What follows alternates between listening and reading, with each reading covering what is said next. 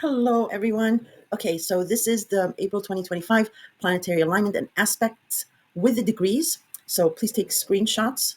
So that's April 1st through the 4th, April 6th through the 12th, April 14th through the 18th, and April 19th through the 24th, April 25th through April 30th. I also put up again the Venus retrograde dates and also the retrograde shadow dates, as you can see. So you can take screenshots. I've put these up before, but just in case you don't have them, the eclipse schedule, and again, previous North Node and Pisces dates in the past, and the contrast between Pisces and Virgo, and then Mercury retrograde for the year of 2025. So you can have that. I thought I had Mercury retrograde and shadow. I guess I don't, but I'll be discussing those in the line in the when I go through each sign. Okay, so I'm going to jump straight into it. Hi, Virgo. Okay, hope you guys are doing well. This is your April 2025 horoscope, and this month is split up in two. The first part of the first half of April is really tying up some small details, loose ends that we had left untangled in March, and especially because we are coming off of eclipses too. So that's still vibrating in the background. And then the latter half of the month has some significant major aspects, challenging ones definitely. But the latter half of the month, with those challenging aspects, it's really wrapping up the major details from January, February, and March. And in extension, they were based in with last fall, with things that were going on last fall. So yeah, it's and I think I mentioned this in March or maybe February scope is all the fall energy in the first quarter of this year is being wrapped up here in April, and most significantly the latter half of the month. So what I'm going to be doing is breaking down the first part of the month, of the first half of the month in detail, and then the latter half of the month I will be discussing really only a few major aspects, because I will be uploading a mid-month to end of the month detailed horoscope, because those major aspects have a lot going on. So mid-months I'll probably be including aspects, minor aspects, and the moon, as I do not include those in horoscopes, but I'm going to be doing that with the latter half, because just to so we can get down and dirty and really figure out what's going on with those major challenges that we'll be having. But I'll be mentioning them here as well. Okay, so yeah, the first half of the month we're coming off of those two eclipses from March. One was in your sign, and that was a total lunar eclipse. So it's a major story that'll be unfolding uh, regarding how you appear, and really your essence and your rule service to others. That's your forte. But with these new energies and with these new shifts, the old way of doing things was just not going to work. And you already know what this change is about. And then we had the eclipse in Aries, which was a partial solar eclipse. So a new beginning that will be unfolding for you. And Aries is your eighth house of joint finances, intimacy, the mortgage, taxes, government benefits, bank credits or loans, inheritance, the taboo, secrets, and the past. It's a very intense house. It's yeah, it's very intense, deep house. So and you already have an idea of what's going on here.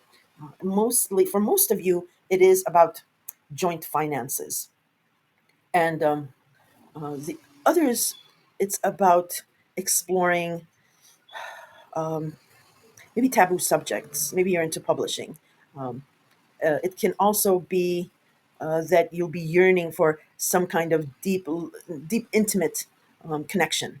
And yes, it can mean sex, but it is also like true intimacy, like being really vulnerable with each other. The other thing it might do is uh, you might encounter a partnership where that partner might be afraid of something, or might be confused about a fear they have, and you'll be involved with that partner in that way. So that's what these eclipses, and most significantly the last eclipse, and what Neptune entering Aries is about for you. But yeah, it is something on a deeper spiritual level kind of energy. And getting into the first aspect of April is on the 4th. We do have Saturn in Pisces that will sextile Uranus in Taurus. And this is significant, well, firstly, because Saturn and Uranus, their energies are at complete odds with one another.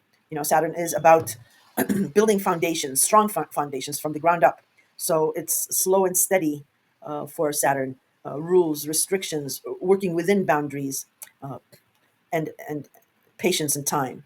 Saturn rules Capricorn, and Capricorn is a very uh, slow and methodical social climber. And then, of course, Uranus just ignores all rules, abhors any kind of restrictions, and just kicks everything to the wind. It's the kind of fly by the seat of your pants type of energy. Uranus is the planet of shock, electricity, and surprise. It rules quirky, futuristic Aquarius. So you can see the contrast.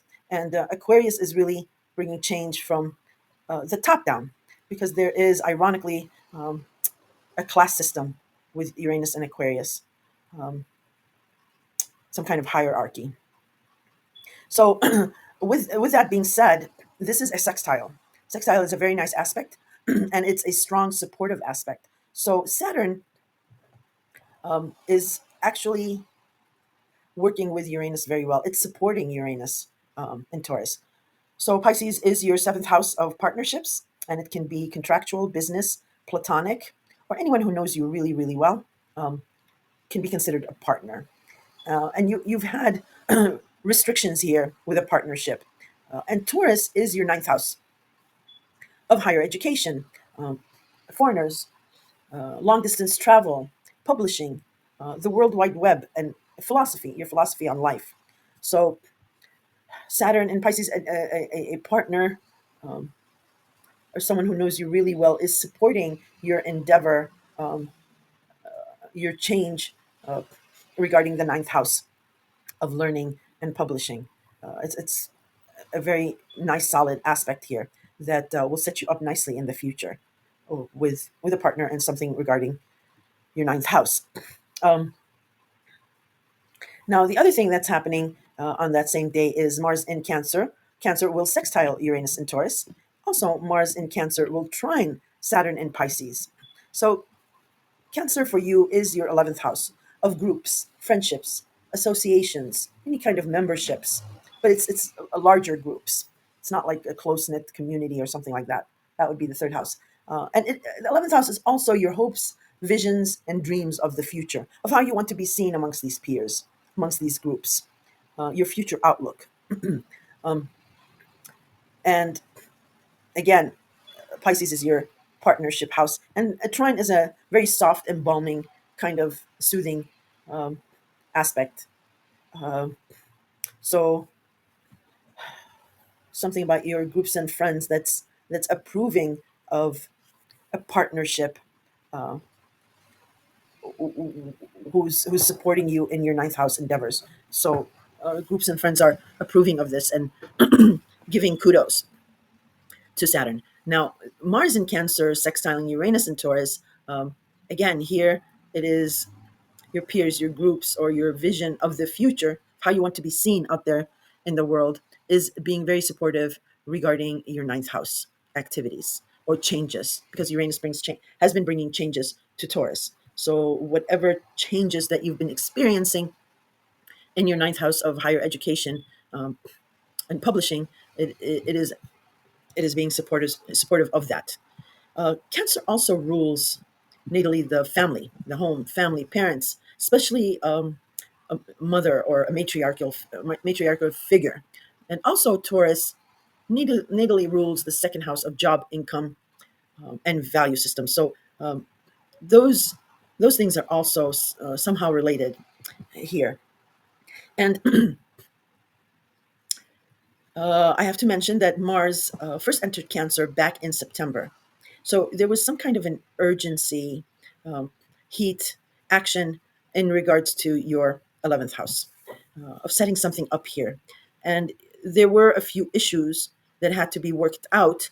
Thus, Mars, well, before that happened, after whatever you accomplished or started in your 11th house, then Mars entered Leo. And Leo is your 12th house of um, secrets, behind the scenes, um, the past, taking care of someone, uh, your psyche. It also rules,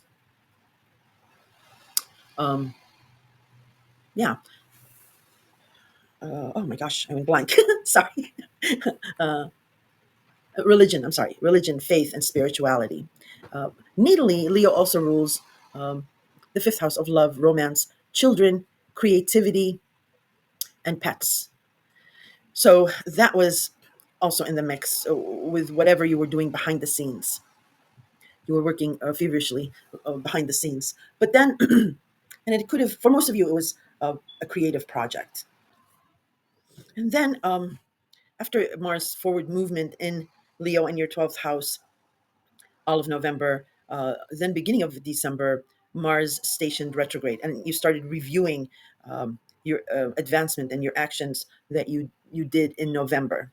Um, and and then as it retrograded through Aries, it did not stop. It retrograded back into Cancer, and then stationed direct at the end of February and started going direct in Cancer. So now it's racing through Cancer, and the latter half of the month is when it will finish its tour of Cancer and it will ingress into Leo. So the events of November and December will be back online, as they say, um, during the latter half of this month and through May.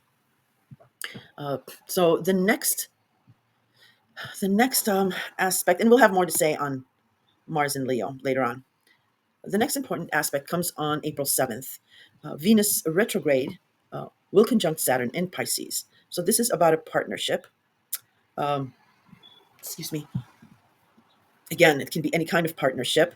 And you are here revisiting a serious matter that you first had around late January, January 18th, or mid January maybe. But it was exact around January 18th. There was a Venus Saturn conjunction here. And there was a serious issue that was brought up. It could have been um, a partner, again, any kind of partner, uh, who was maybe angry or reclusive or sad, maybe even despondent. And they may have taken out that anger and aggravation on you. Um, and that could have hurt. Or you could have done that to somebody else. But within a few days, space of that time, uh, you or they realized that it was out of a personal struggle within an anger or a despondency um, that was taken out uh, against against each other. So here, it, and I do want to mention also on February 25th, Mercury had conjunct Saturn in Pisces. So there could have been again some more serious talk, um, but here's some of you could have been dissuaded by remaining obstacles or a partner not understanding your vision of how life could be, and was the challenge was keeping the faith in face of the facts, and there was a choice that you had made. Maybe not outwardly, maybe it was within yourself, maybe it was an internal struggle, but there was that conversation, maybe between yourself or a partner, most likely with a partner. Uh, in any case, on April 7th here, you are revisiting that that maybe argument, discussion, heated exchange um, uh, that you felt was some kind of a betrayal. Um, yeah, for some of you, you might have felt that it was some kind of a betrayal going behind your back or something like that. Uh, Now, on April 7th, also Mercury will station direct in Pisces. So the past few weeks may have been tense and intense. Maybe getting anxious or nervous about confusing thoughts or messages, um, because Mercury is your ruler, and we, we had that total lunar eclipse in your sign, so that kind of rattled Mercury, uh, and and that might have caused, yes, those uh, since then, and for the last couple of weeks, uh, it might have been intense where you were anxious or nervous about something, um, and it could have been about a partner. Yeah. Um, so not only does the confusion um, stop here on the 7th and going forward, but that anxiety lessens and lessens to almost zero, and you get your confidence back. You are ruled by the higher octave of Mercury, um, so that's the way you think and you communicate. But just remember, there's still a shadow period, so have a backup plan. Um, with or in regards to a partnership, just so we can pass through this shadow period, especially if you are traveling with a partner, commuting, or there's communication, um, or something like that. It's still in shadow, and you might not get, the fog might dissipate, but there it's still Pisces. You might still have a mist, uh, maybe not a dense fog, but a mist. So yeah, have a plan B or C to fall back on if anything gets reversed. So that is April 7th. Now, excuse me, um, April 8th, we have Venus retrograde in Pisces, sextiling Uranus in Taurus. So, Venus, when direct, attracts money, love, fortune, um, notoriety, and things like that. And of course, if it's retrograde, it can reverse those things or withhold those things. In some instances, it can even bring back more of those things or bring back a partnership from the past. Uh, and why it's bringing a partnership from the past? Because there's a resolution to be had or reconcilement of some kind. And if you and a partner survive this retrograde, Venus retrograde, then when it goes direct, you might consider solidifying it in the future. If you do not, then it was just for that closure, and everybody moves on. Um, for for some of you. Now, again, partnership can be something else. It can be a business partnership or platonic partnership. A friend who knows you really well can be a partnership, can be a partner. But here it is sextiling Uranus in Taurus. Again, sorry about that. Taurus is your ninth house. I don't know why my sinuses, maybe because of this rain. Um, so either a partnership from the past that comes in, or a review that you're doing regarding a partnership is being very supportive of a ninth house matter. So higher education, publishing, a foreigner, long distance travel. Maybe this partner was a school a colleague, or maybe you met them when you were traveling, maybe, um, or maybe you have this vision, this ideology, this philosophy about a partnership, and you're reviewing it. It can be any number of things. And this aspect is lovely as it is. But it should be taken with a grain of salt. Again, like I mentioned, Venus is retrograde here. So when it goes direct, it might reverse. Uh, and just be careful with any commitments. If there's a chance of a commitment or an agreement, I would hold off until Venus goes direct. Um, no matter how much of a good deal it may sound like, or how much of a guarantee it can sound like. Just be careful with the retrograde period. And like I said, once it's out of retrograde and out of shadow, you will know definitely everything, because retrograde also brings you information that you've missed in the first one. All right, I've beaten that dead horse. And then the last aspect is on April 11th. Mars, I mean, for the first half of the month, where I said there's a wrapping up of the small details of that happened in February, March, but mostly March. So yeah, that closes it up with April 11th, Mars in Cancer, trining the North Node in Pisces. So again, groups, friends, associations, your hopes and visions of the future, a very nice embalming, soothing aspect that in regards to a karmic opportunity regarding a partnership. Okay. Um, and again, with Cancer, there might be family involved or a matriarchal figure somehow in this story. And Pisces also rules the 12th house of the past, taking care of someone, your psyche, anything behind the scenes. So that could also be in play with a partnership. You know, they might be in the background, but yet hesitant to come forward. It could be that. And they may come forward after Venus comes out of retrograde. There's that possibility as well. Or um, again, maybe taking care of someone, maybe parents, a parent needs your help, something like that. In any case, it's a trine, it's a nice aspect. And that first half of the month ties up those loose ends of February, March. Now we get into um, the less confusing energies that are about to unfold in the latter half of April. And we start with April 12th. Venus will station direct in Pisces. And now you have the full story of a partnership or partnerships, be them intimate, business, platonic.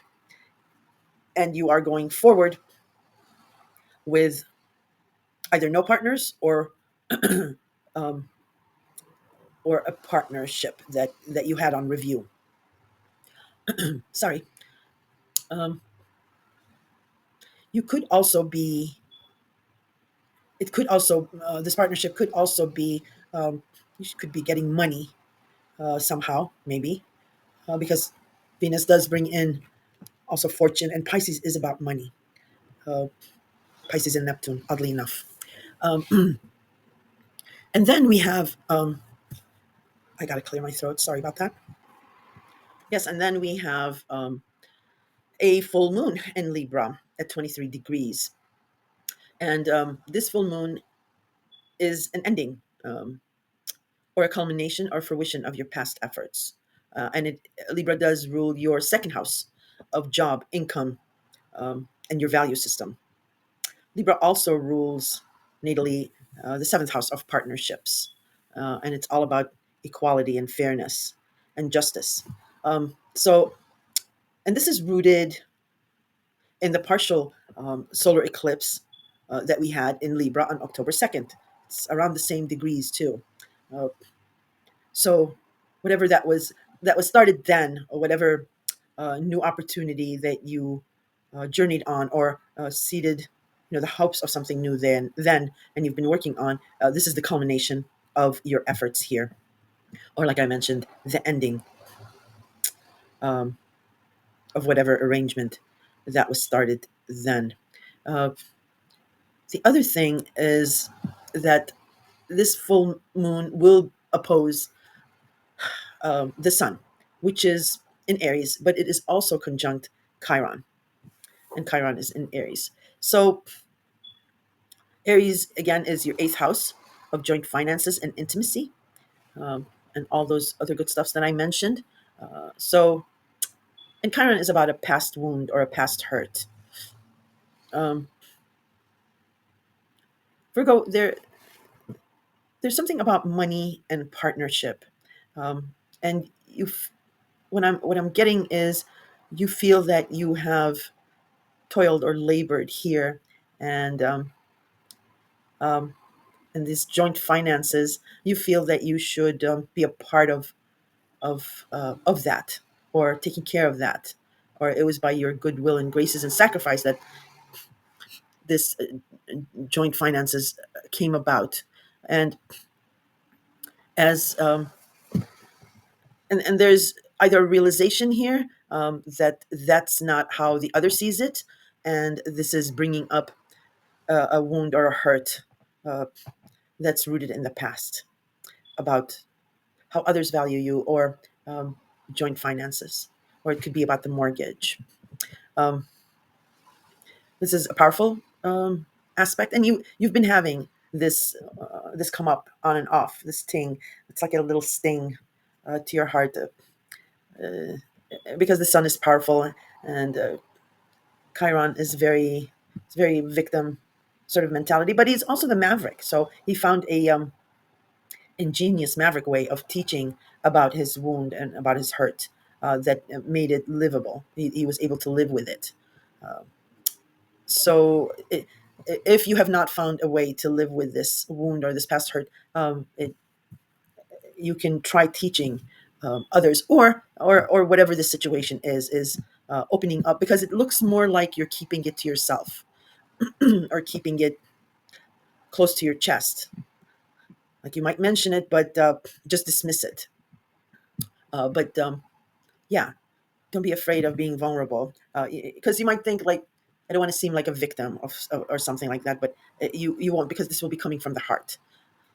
If it is about that, I might be making it more dramatic than it is, but it's because it's the sun that's very powerful, and Chiron is pretty significant, and it's Aries.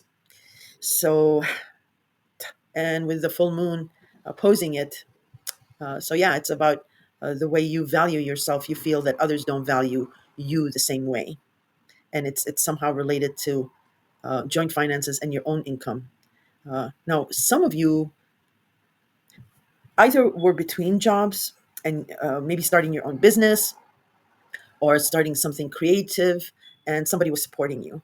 But in the last 2 3 months, you realized that that you had to go back maybe to a past job, or or a temporary position. Maybe you've taken up a gig job to get you through this period, uh, and because maybe a partner, promised that, but promised to like carry your weight until you got this off the until you got this venture up and running, but maybe they were unable to, and you had to go back to maybe a previous job, or to have taken up a temporary gig. Uh, it could be something like that. Okay, but it has this full moon ending vibe. So it's either, you started, you took up this gig job, or you went back to a previous job back at the end of last year, or maybe the beginning of this year, and with this full moon, you might end it because your business will take off, or maybe a component of this job will end it, because if it's a gig job, you know instead of doing 4 or 5 days, you might go back to 2 days, or maybe increase days, something to that effect. um, in any case, that's what it's all wrapped up about, because there are three distinct serious aspects here. Like I mentioned, Venus stationing direct, the Sun in Aries conjuncting Chiron, opposing a full moon in Libra, which is tied to the partial solar eclipse in back in October last year. Yeah, heavy duty. Also, pay attention to when a planet stations direct or retrograde. Something out of the ordinary sometimes happens, a glitch in the matrix, if you will, and you get to peek behind the veil in most instances to get. The other thing is, Virgo, and my returning listeners will understand this, but for the sake of new listeners, bear with me while I explain. Full moons, yes, it's a full moon. It's bright as heck at night. It's not like, a new moon or partial moon. So many people say, it illuminates. And yes, true, it is illuminated. However, it is still at night. It is still hidden. The moon rules our emotions. Our emotions are hidden. So there's still something that's hidden from us during a full moon. And that's why I say, um, uh, try not to make life altering permanent decisions during a full moon energy, because you do not have the full story.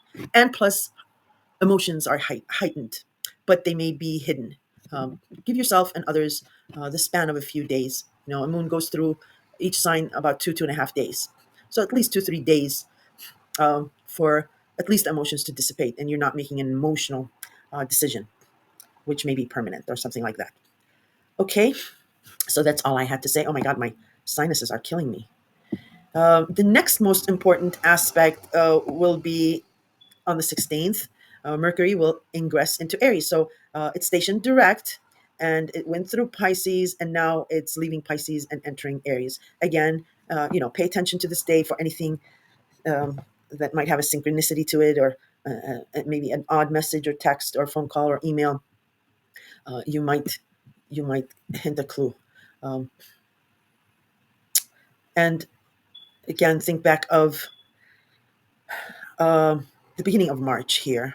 The ideas, the discussions, the agreements, um, the thinking that you had at the beginning of March, which were new, innovative, fresh, in regards to joint finances or intimacy, or an inheritance, or anything about government benefits and so forth that you had back then, but they sort of stalled because Mercury started going backwards, maybe because there was an obstacle and you had to fix it, but it didn't stop at Aries. It went all the way back into Pisces. Well, now it's gone over Pisces and now it's coming into Aries. So uh, you will be discussing uh, these these these talks that you had back in the beginning of March to mid March, and it'll be just as exciting. And you'll have um, you'll have more information that you didn't have the first two times that it happened. But just remember, again, there's a shadow period, so just have a backup plan because within a shadow period there is a chance of a reversal or a miscommunication. Okay, then then now I'll discuss the heavy duty aspects. Um, on the 18th, Mars will ingress into Leo. So it's been racing through Cancer, and it's finished up its trek through Cancer, and it's racing and it slams into Leo.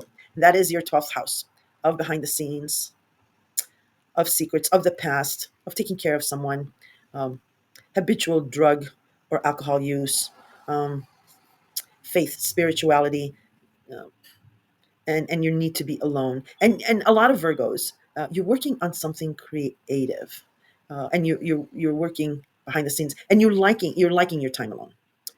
Many of you.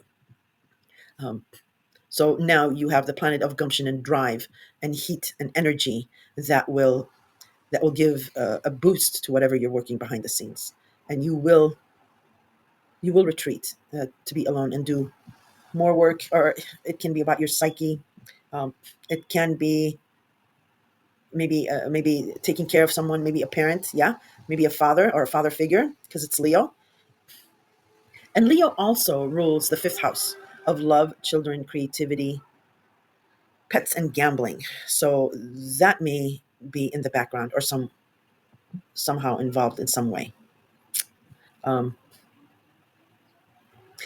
but I also suggest, and I'm not laughing, but I suggest some kind of an exercise, walking, maybe a ritual that uses body, and maybe meditation, something, because this is in your 12th house. So this might be even internal. And there's a lot of energy here. Um, and it's setting up the Clash of the Titans story at the end of the month, the third and final opposition to Pluto. And Pluto currently is in your sixth house of health, habits, routines, and scheduling. So these are two very powerful planets, and you'll start feeling this energy, this opposition. You'll start feeling it maybe even earlier than the 18th. I mean, it happens on, I believe, the 27th. Yeah, the 26th. It perfects, but you might be already feeling it mid April, and because your sixth house of health is is in this showdown. I'm just letting you know. And with this energy that's cooped up, uh, any kind of movement, any kind of exercise like that will really, really help you clear your mind. Meditation too, it'll really help you, because, well, I'll get to that. But before I do, I just have a couple of more aspects that I want to talk to you about. So, yeah, so 18th, Mars ingresses into Leo, and that's your 12th house. On the next day, Sun will ingress into Taurus, and things calm down um, in your exterior, like your environment. Taurus is a very stable sign. It's an earth sign, uh, and it is ruled by Venus, and Venus is now going direct. And Taurus is your ninth house of philosophy, traveling, uh, higher education, or even traveling in the mind. So yeah, you get this sort of respite with your environment. Then we have, and then the challenging aspects start coming in one by one until the showdowns, because on the 20th we do have the Sun in Taurus squaring Mars in Leo. So something that's being illuminated regarding your ninth house of foreigners, that there will be a hard aspect to your psyche, the past, um, that that takes a hit. Um, you have a sense of self worth that's regal, Virgo, because Leo is your 12th house. So your psyche is that of um, something worthy, regal, and compassionate. Uh, and whatever's being illuminated in your house of foreigners um, is coming at you. It's challenging. It's challenging your psyche, and it can be a whole host of things. Um, a foreigner, maybe, maybe this has to do with maybe a child, and or a young adult, and whoever they're dating or married to or engaged, that's maybe a foreigner, and they're rubbing you the wrong way. Um, Maybe mother-in-law and daughter-in-law issues, or that's just one example, but it can be a whole host of things.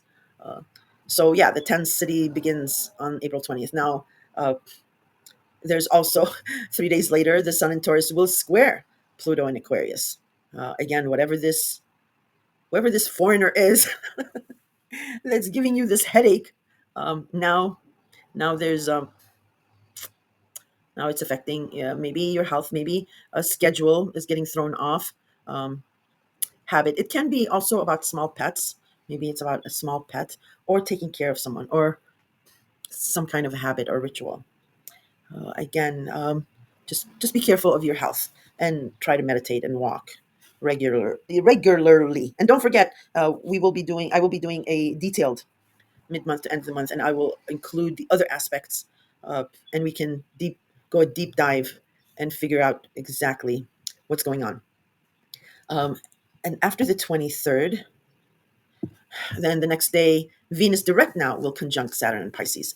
So that serious conversation that I told you about um, earlier in the month, when Venus was retrograde and it conjuncted Saturn, and then back in the first time it happened was the end of February, or was it January 18th? Well, I think it was January 8th, or yes, January 18th was the first time this conjunction happened. And this is a serious conjunction. Venus is a serious planet, and Saturn, of course, is the taskmaster. So here is the third and final discussion about that. So there, and it's with a partner, and it can be any kind of partner. Uh, and then we have the clash of the titans, the final showdown between Mars and Pluto on April 26th. It perfects then. You could feel it before that, or maybe after. Well, we'll definitely be feeling it after. It'll reverberate. This is a strong, strong clash. Um, so again, something behind the scenes, something in secret, your psyche, and your health and habits. If you do have any habitual drug use, maybe like prescription drugs, I'm not saying uh, something like that, or maybe alcohol. Maybe you always have a glass or two of wine, or something. This is not medical advice. I have no idea. Far from that field. But it's again, this information is for entertainment purposes only. So having that disclosure said, because of this opposition, and Aquarius is your sixth house of health and habits, you might with this opposition, you might be giving up something, a habit, uh, or maybe you're taking care of someone and it's just not working with your schedule. I mean, it can be less dramatic than I'm making it sound. It's an opposition after all. So yeah, we'll do a deep dive with the mid month, and then we have a new moon in Taurus on the 27th. Um, and Taurus again is your ninth house, so something new, a new opportunity, or seeding the hopes of a new opportunity of something you want new regarding your ninth house. Maybe traveling. It could be about traveling. And then on April 30th, Venus ingresses into Aries. So it will start beautifying your joint finances and bringing you luck and money with joint finances. It might be through a partner or government benefit, maybe taxes. But remember, Venus is still in her shadow. She does not exit shadow until May 16th, which will be at 9-10 degrees. And I believe that eclipse was at 9 degrees, if I'm not mistaken, the one in Aries. So this has something to do with that. That opportunity will start growing with Venus's trek, finishing up its trek in Aries. That's why I've said multiple times, this is a preview. Venus, Mars, Mercury. This is a preview, a movie trailer of what's going down with these changes. And that's how the month ends. If you have any questions, throw them in the comments. I answer all questions. And with Pisces now all in the mix, you might be getting dreams, wild and crazy or vivid dreams. And I do interpret dreams. So you can throw them in the comments and we'll have fun with those. Uh, Other than that, I wish you luck, and I shall be talking to you by the 17th or 18th with your mid month to the end of the month horoscope. Take care, Virgo. Hello, Libra. Okay, Libra, this is your April 2025 horoscope. And April is split in half. The beginning of April to around mid April is really tying up loose ends. And maybe they're annoying, a little detailed loose ends from March. Um, End of February, March. And then the latter half of the month is pretty significant. There are some heavy duty challenging aspects, and the third and final, much anticipated showdown with the clash of the Titans. Mars and Pluto will come face to face for the third and final time. And thus, the latter half of the month is really a wrap up of the first quarter of 2025, or of January, February, and March. And an extension, its roots are in the fall of last year. So that is why April really closes that and throws it behind us. And May is really when we jump into new territory, fully, maybe. Sort of, yeah, because we still have retrogrades with Venus that will be in shadow retrograde. It's going to actually direct shadow. It's going to station direct, but it'll still be in shadow. In any case, so what I'm going to be doing with this scope for you is I'm going to go into detail about the aspects in the first half of the month, and then I will only touch on the major aspects in the latter half of the month, as I will be uploading a much detailed mid-month to end of the month scope, because those aspects at the end of the month are really heavy duty and they need a little more dissecting. But I will be mentioning them here and giving you just a scope of what they're about. Okay, with that being said, let's jump straight into it. So the month opens with the eclipse energy still in play. We had that total lunar eclipse in Virgo mid March, and Virgo for you is your 12th house of secrets, the past, of your faith and your spirituality, taking care of someone, um, habitual drug or alcohol use, confining spaces, um, and your psyche. Okay, it's a very deep, intense house, and yeah, it has something to do with the past and about secrets. So you like retreating and being by yourself when you're working on something, when you're busy with something, and your mind is very analytical, especially when you're by yourself and thinking about things. So you have a sharp mind for that.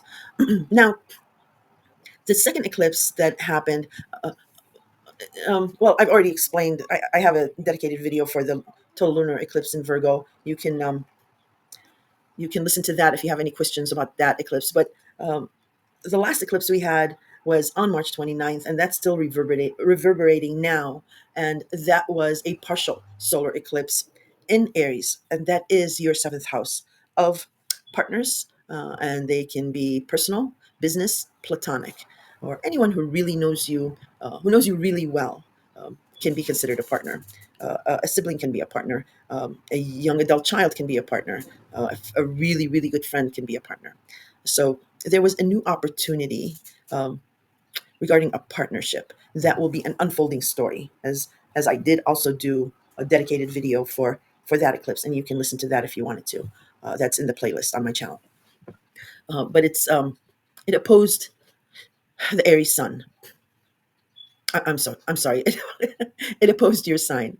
So there was some kind of an opposition. And because we have retrograde planets, it's about going back to either a past relationship or a component of the past, a component of a past relationship.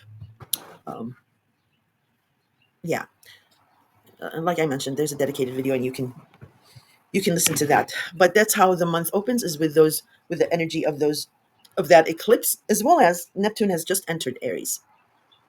And like I mentioned, I think in the February or March scope, is I said you guys will not, you know, most of us will not feel it. It will not come with a rolling red carpet and fireworks and all that. Sorry, that's my pug. He's, he's barking at a squirrel outside my window. Um, yeah, it will be. It's the ocean. It's Neptune. It will sweep slowly on us. It will, just like the waves come in slowly. But you have been feeling some of it, and for you, it is about partnerships. And um, I mean, Virgo has been going through this for the past 12 to 14 years, and you can ask Virgo regarding partnerships. But the confusion might be a little similar, but it's going to be a little bit different for you because it is Aries. It is a fire sign. With Virgo, it was Pisces, and Neptune rules Pisces, so it was quite powerful for Virgo. For you, it'll be something different, and I'll explain a little bit more on that. Um, uh, well, I'll just do it now. So your partnerships tend to be fiery in nature, or they're firebrands. Uh, um, uh, they might be not really fast talkers, but maybe fast thinkers. And what you'll what you'll encounter is partnerships that will be confused about the way they appear, about their image, about what their role is, um, something of that sort, and you'll try to help them in their journey. Now you can be already partnered, and everything's fine, and you guys are solid as a rock, and everything like that. But something will be triggered in your partner where they'll start feeling that way, and you will be helping them along that journey. Um, Now, the secret I want to tell you, Libra, is really relationships are mirrors. They truly are. Um, they hold up a mirror. So it's a reflection. It might be a projection sometimes of how we project onto a partner. If we're going to project a victim attitude, your partner will respond in that way. If we project a nurturing um, attitude, your partner will respond in that manner. So this is really teaching you you, about your inner confusion, your inner fears, um, your inner story that your partner will be displaying onto you. For most of you, that's what it'll be. Okay, uh, so you are a very powerful cardinal sign, but you do have this tendency to be indecisive, and that's what a partner may project on. May reflect back to you that's going on in their situation. And it's not about changing someone else. You can't change anybody. That is not within your power. What you can change is your own actions, communications, and demeanors to somebody else, and they will change because they'll be reflecting back to you that change. So I just wanted to throw that snippet in, and many of you will be getting engaged, getting married, going steady, and all that, even starting this year, but definitely throughout this transit. Um, and the partner Librans will also be renewing their vows. But some of you who have had problems and serious problems, those those relationships will be dissolving. But yes, many of you will be getting engaged, married, and it'll be quite dreamy and beautiful. Um, and the sliver of you, as I mentioned in a previous scope, I don't remember if it was March or February, you might get caught up in something of a triangle situation.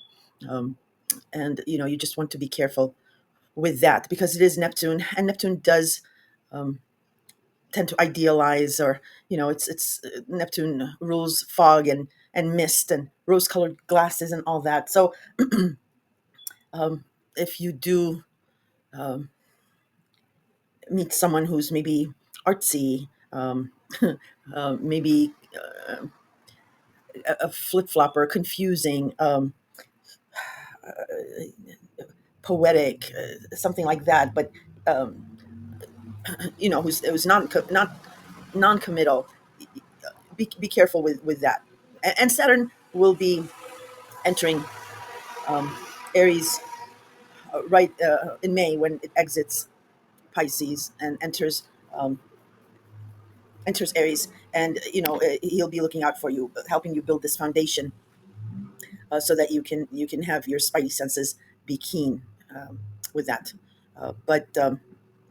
But you'll be longing for like a deep connection, that a partner that can that resonates with you, that maybe finishes your sentences or your thoughts or something like that. It will be a powerful transit for you. It'll be a powerful journey for you. All right, I just did want to mention that. And then, of course, throughout your horoscopes, we'll be talking more and delving deeper into that transit for you. So let us go on to the lineup. So April really begins on the 4th. And you may have been feeling this before, or you might feel it after. It's not really necessarily about the specific day or time, but you know, for the sake of going chronological, I'll be mentioning dates. So the end of this week, on the 4th, Saturn in Pisces will sextile Uranus in Taurus. Pisces is your sixth house of health, habits, routines, scheduling, taking care of someone, small pets. Um, it is your house of chaos and gossip. And Pisces natally rules the 12th house of secrets, behind the scenes, the past, faith and spirituality. Okay, so just keep that at the back of your mind. And Taurus for you is your eighth house of joint finances, intimacy. It can be sex, yes, but it's about true intimacy between two people. Inheritance, the mortgage, taxes, government benefits, bank credits or loans, taboo subjects, secrets are also in the mix here. And regeneration. It is the house of how other people value you and how you benefit from other people. Usually with money or gifts. And money, it's usually lump sums of money.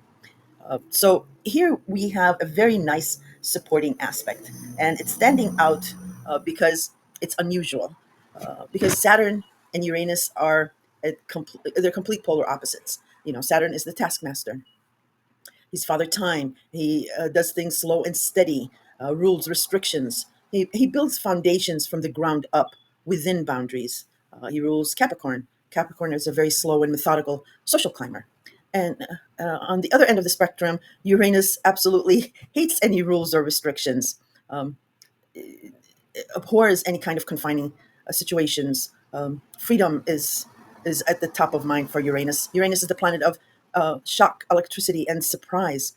Uranus rules quirky, futuristic Aquarius, and usually Uranus does things from the top down.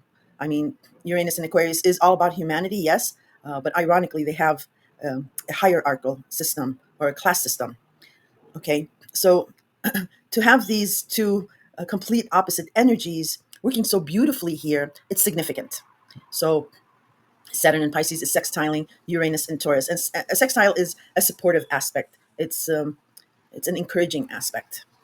So something about that you've been working on building a stronger health regime, a schedule that works. Because prior to 2023, you just were all over the place with a schedule or a health situation or a routine, and you took on a lot, but and you didn't really delegate. And when Saturn came in, you started seeing restrictions about your schedule kept messing up, and it was just Saturn was just trying to teach you the importance of health and setting up a workable schedule or routine. The sixth house is about splitting up your day into three 8-hour increments: 8 hours for sleep, 8 hours for work, and 8 hours for fun, entertainment, and relaxation. Excuse me. And here, so something about your schedule, your routine, your health is helping out, is supporting, encouraging this change that you're having in your eighth house of joint finances and intimacy and all those other things. Now, Taurus also natally rules the second house of job, income, and value system. So that's in the background too. Somehow it's involved. So it's about money. Maybe this this schedule or health routine that Saturn has helped helped you build is is maybe bringing in some money regarding joint finances, or from others. Others are maybe pitching in and helping. Maybe it is with money. Maybe your partner maybe lost a job, or income, or your joint finances have suffered. Uh, but um, but but here you have a supporting aspect with Uranus. Something is being supported through your routine house that's bringing in this money or change in how you do joint finances and intimacy. Okay, so that's pretty important. That's pretty significant. And that's a nice way to end this first week. Also, on the same day, we do have Mars in Cancer that is sextiling Uranus in Taurus. And then Mars in Cancer will trine Saturn in Pisces. And I had to stop it because there was that damn roadster. One day I'm going to flatten his tires. um, yeah. And I had to restart. So Cancer is your 10th house of career, status, reputation, and authority figures. And status is, can be married, not married, single, not single. It's a status thing. Also, Cancer natally rules the home, family, and parents, your country. So that was also playing out in the background. So you were busy from back last year in September. There was heat and urgency regarding your 10th house of career and status, or it could have been with authority figures. There was something that you were working on, and then it retrograded because there was maybe an issue or an obstacle. So you had to review your career and status, or the authority figures maybe gave you a curveball, or had you, do other things or jump through hoops. And that's what you were taking care of during the retrograde, Mars retrograde in Cancer. But then Mars turned direct, and you picked up where you left off. And you've been tying up those loose ends regarding your career, your status, your reputation, and with authority figures. And now Mars is racing through Cancer and will enter Leo later on in the month. But that's what Cancer rules for you. So with this trine, Mars in Cancer trining Saturn in Pisces, that's a very soft aspect. Uh, it's an embalming, soothing aspect. So something about your career and status is uh, is smoothing out something about your health routine and your schedule. Also, Mars in Cancer sextiles Uranus and Taurus. So again, whatever you've been working on in earnest regarding your career and status is being supportive of a change in regards to your eighth house of joint finances, inheritance, or what have you. And then Saturn, like I mentioned, is sextiling Uranus and Taurus. So it's all coming together beautifully during the end of this week. Okay. Okay, I was just looking at my notes. The next important aspect will be on the 7th. We will have Venus retrograde conjunct Saturn in Pisces. This is a serious aspect uh, because Saturn is in the mix. Um, so we did have this aspect when Venus was direct the first time, and that was back in January, the end of January, January 18th to be exact. So here you're revisiting that matter, um, maybe because there was something mm, that was that created an obstacle that first time when Venus and Saturn conjuncted. Um, and at that time, January 18th, Venus conjunct Saturn was maybe in regards to maybe a family, um, maybe a relationship, maybe a friend, maybe a romance, maybe a child, or a partner who were angry or like really sad to the point where they're despondent. Um, and they may have taken out their anger at that time on you. Um, or it could have been you that took out um, some frustration out on them, which I highly doubt. You guys don't do fights and anger. But in any case, that's what happened back then. Um, and then, within a span of a few days, um, whoever was the initiator or both of you realized that it was out of anger, whatever seriousness that happened here. Also, um, it could have been because then also February 25th, Mercury conjunct Saturn in Pisces. So there was a serious talk, discussion, and it was in regards to that January 18th issue. Um, and you might have felt like, um, just like dissuaded or wanted to give up because of this remaining obstacle. Um, so there was, or you might have been confused because, Pisces is something about duality of choice. It's the two fishes. So here, when it's retrograde, you guys revisit this serious matter and the serious discussion. At the same day, on April 7th, Mercury will station direct in Pisces. So you have Mercury has been retrograde, and you've been rediscussing, rethinking something about your health habits or routines. Um, and it again, it can. Oh, here comes the roadster again. See, now he doesn't do the fast. In any case, it's beautiful outside. It's a beautiful purple, pink, blue sunset, and the weather is nice. So that's why I have the windows open. um, um, yeah, you've been trying to work out a schedule or routine, or maybe a health matter, or you may be taking care of someone. Um, might be a parent or um, someone who's maybe incapacitated, because Pisces rules the 12th house of confining spaces, the past, secrets behind the scenes, or what have you. But now, today, on April 7th, Mercury stations. And pay attention to whenever a planet stations, because uh, pay attention to any synchronicities or anything out of the ordinary, because we get a sneak peek sometimes to see behind the veil of what's going on with that aspect. But beginning the 7th, the fog is. Well, this time I had to stop it for a few minutes because my dog started barking. Maybe I should do this in my closet. Yeah. So, April 7th. Can we get past April 7th, people? Uh, Mercury stationing direct.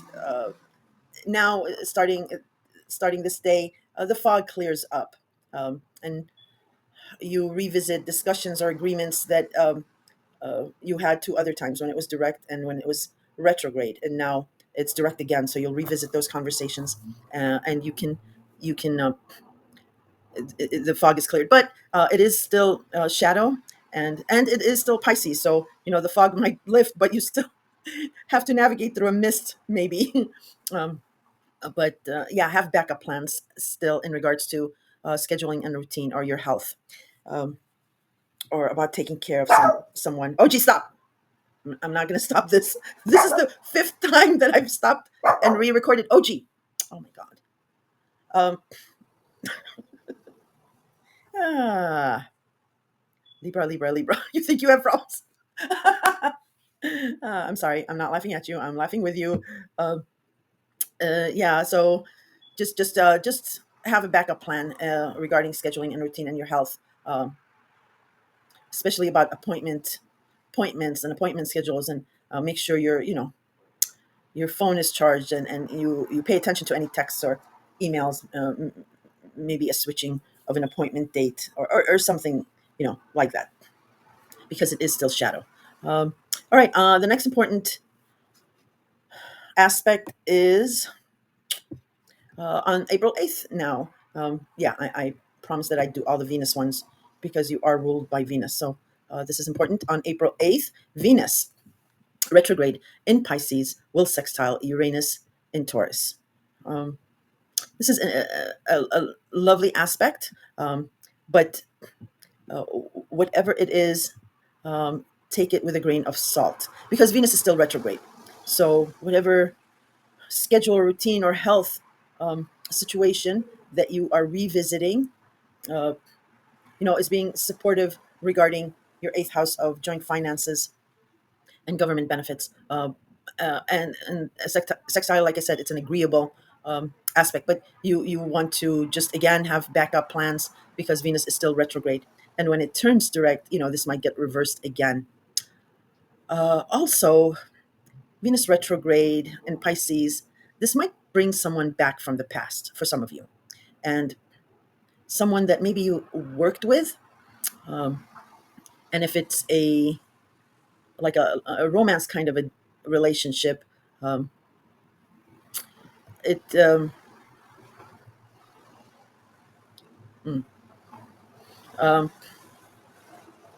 yeah, if it's some a romance relationship, just again, be careful because Venus is retrograde. Try not to commit to anything, because when Venus goes direct, they might go poof, or you might go poof. You might change your mind. So just, yeah, try not to commit to anything. Uh, but when it goes direct, then if you guys are still good and solid, after that you may want to make a commitment or see it through. Um, April 11th, sorry, April 11th, we have Mars in Cancer trine the North Node in Pisces.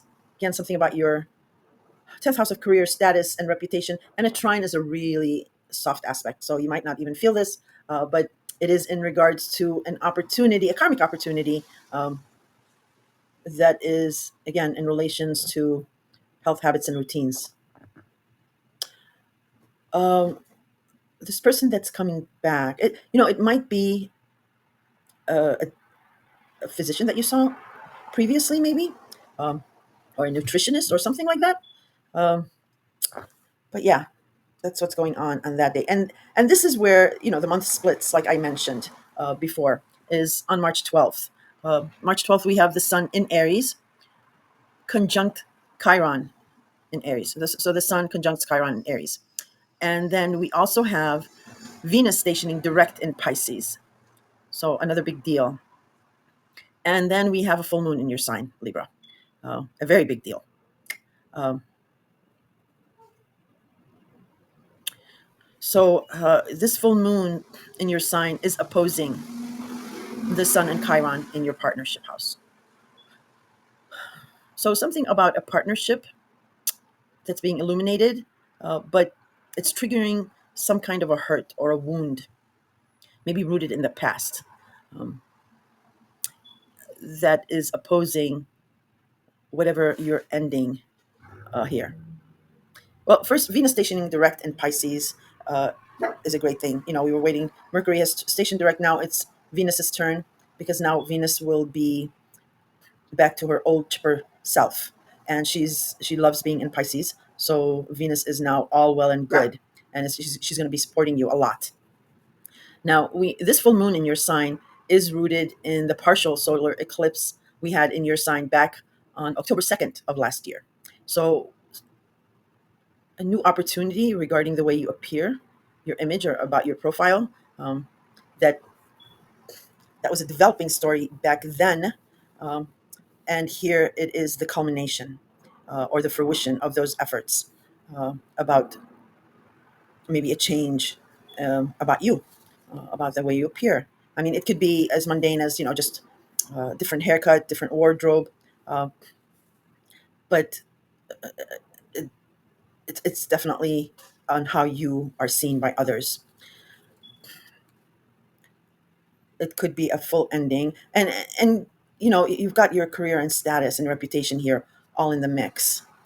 So you might be completing this change, ending something about you, and this Sun conjuncting Chiron, this past wound or hurt in regards to a partnership, can play out two ways. One is, um, if this is a breakup that happened back in October, and whatever you guys are discussing now, you have made up your mind. You're good. You're set with this full moon, and it might, your partner might be wallowing, like, they don't like this new you, or they're saddened by it. It triggers their wound, or because you have come such a long way, because you have had a hell of a ride, uh, very, yeah, very, very serious.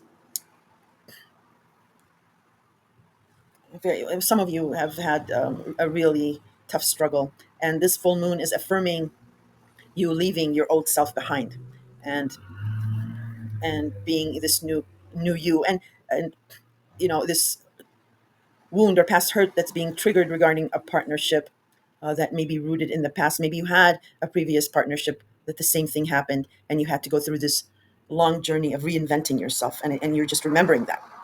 Or it might be, when you first met this partner, and now that it's dissolved, and again you've gone this on this journey of reinventing yourself, just it feels bittersweet or melancholy. And this is for some of the Aries who have gone through a separation, excuse me, or a divorce of some kind. For others, this can just be tears of joy, um, because now you might be committing here, and you are reinvented. Your old self is finished, and now you start on a new journey as the fiance or Mrs. or Mister, or what have you. And it's just, yeah, it might be like, I've come a long way with this relationship, and now we're taking it to the next level, and you feel like a lump in your throat or something like that. It triggers this thing from the past. So, and it's happening with Venus stationing direct, so you're protected. Venus is strong now. um, Let me just see my notes if I have anything. The other thing that it might be about, it might be because the Sun rules the father. It might be uh, something that triggers your memory about your father, and you become, you know, melancholy about it. So that might be also what's going on for some of you. Um, but yeah, uh, not that this full moon is easy, but for you, it's some kind of a relief. Like I said, you've reinvented yourself, and this is where you're shedding your old skin. All right, and this is where the second half of the month starts, where it starts building up in intensity, because we have very challenging aspects, and what have you. And I will just mention the really, really important ones. Like I said earlier, I'll be putting out a much more detailed mid-month to end of the month, where I'll go into detail and dissect them for you guys, the aspects, so we can get a better, clearer view of what's going on. So after the 12th, yeah, we have our heads on straight, everything's direct. You shed off your old skin with this full moon. Now, on Wednesday, the 16th, Mercury will ingress into Aries. So it'll finish with its Pisces run, and now it's going into Aries. So think back to the discussions, agreements, phone calls, texts, emails that you had in the beginning of March. They were very new, very fresh. They might have been exciting, and it was regarding a partner or a partnership. And again, might have been a personal, intimate partnership, or business, or platonic partnership. So yeah, there were discussions, thinking ideas, fresh, new, innovative ideas, exciting ideas. And then, of course, Mercury retrograded. So now it's out of retrograde and it's ingressing into Aries. So now, starting mid-April, you revisit those exciting conversations and ideas uh, regarding a partnership. Yeah. Then what we have is Mercury direct will conjunct Neptune in Aries. So this is a serious conversation that you will be having with a partner, a past, present, or potential partner. And you are relaying what you want out of a partnership. And you want depth. On the 18th, Mars will ingress into Leo. Yay! Mars is finished with Cancer, which uh, is your 10th house of career. Mars just, it rules fiery Aries and it doesn't really do well in Cancer. Um, a lot of issues come up. That's why it was taking its sweet time in Cancer. Now it's in a fellow fire sign, Leo. And for you, it is your 11th house of groups, friends, associations, memberships of any kind. But these are large groups. They're not like, your very close knit group or community. The 11th house is also the house of your hopes, wishes, and dreams of the future, of how you want to be seen amongst these groups, how you want to be seen in the future.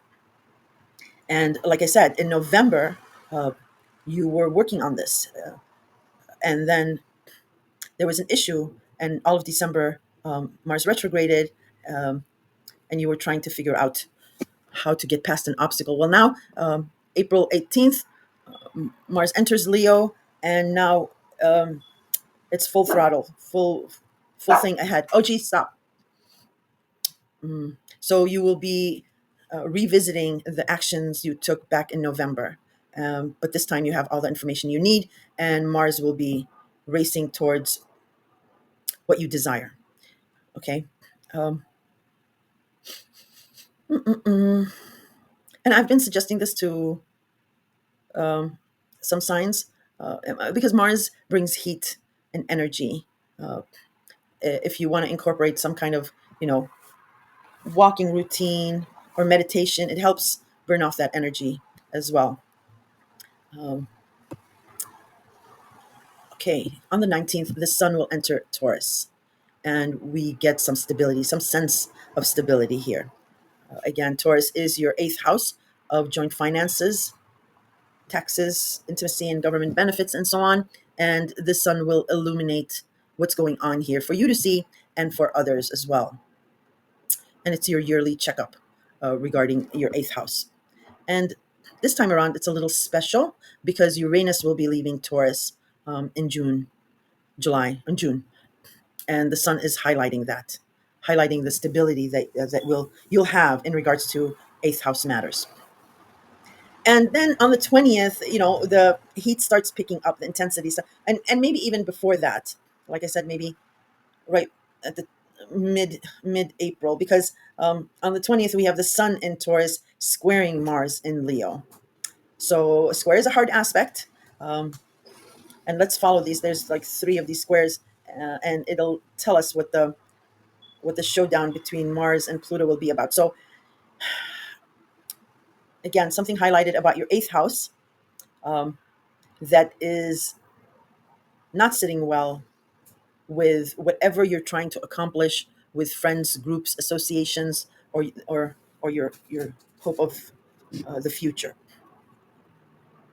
Um, Leo also natally rules the fifth house of love, romance, children, creativity, and pets. It's a house of fun. So that's playing out in the background. This might be about a child or a romance. Now, if you're committing or combining families or getting engaged or married, this would be normal. This challenging square because you might be combining finances, um, if it's a lover, or it might be maybe a friend in need, and you're dipping into joint finances to help this friend, um,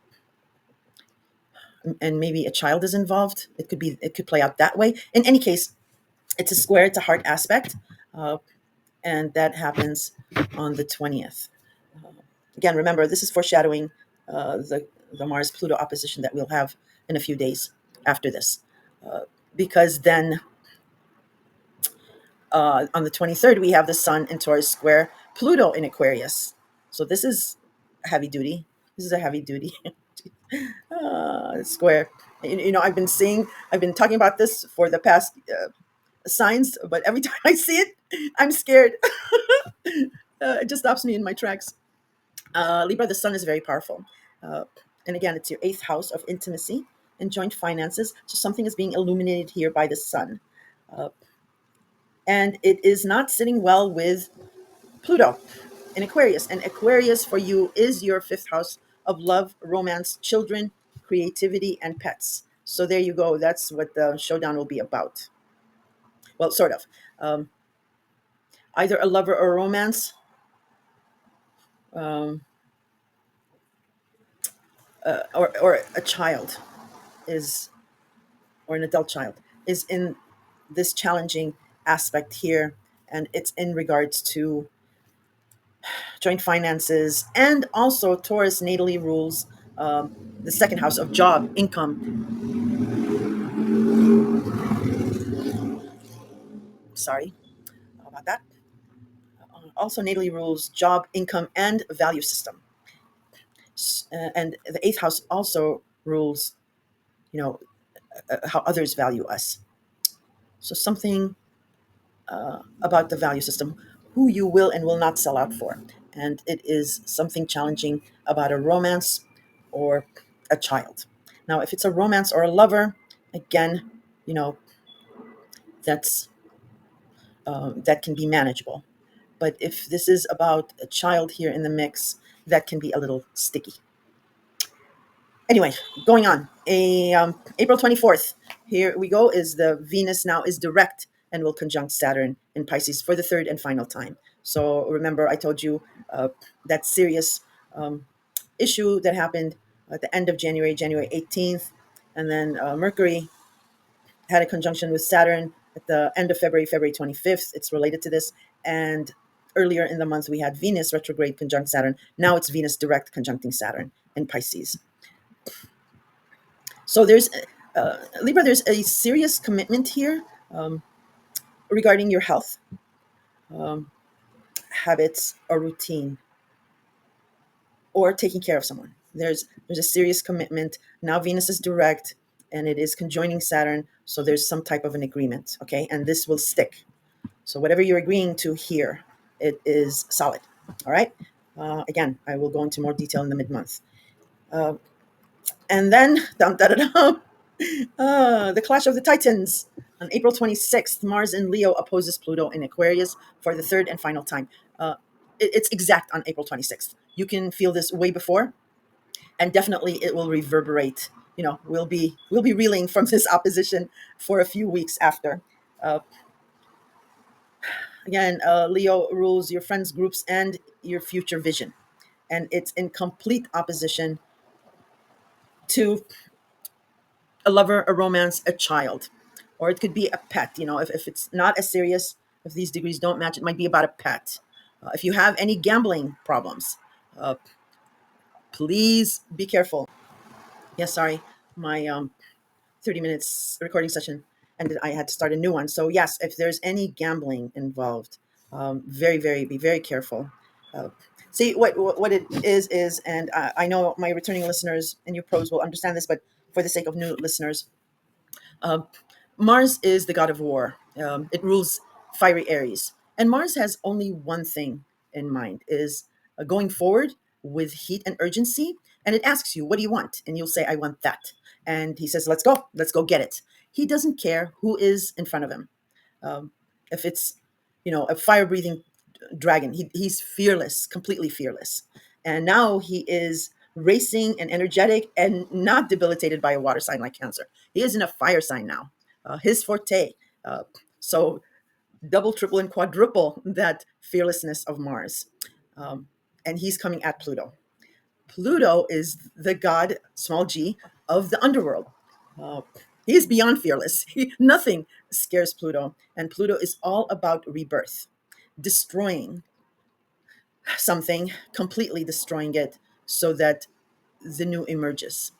He doesn't believe in reforming because he thinks that reforming is useless because we can always like fall back.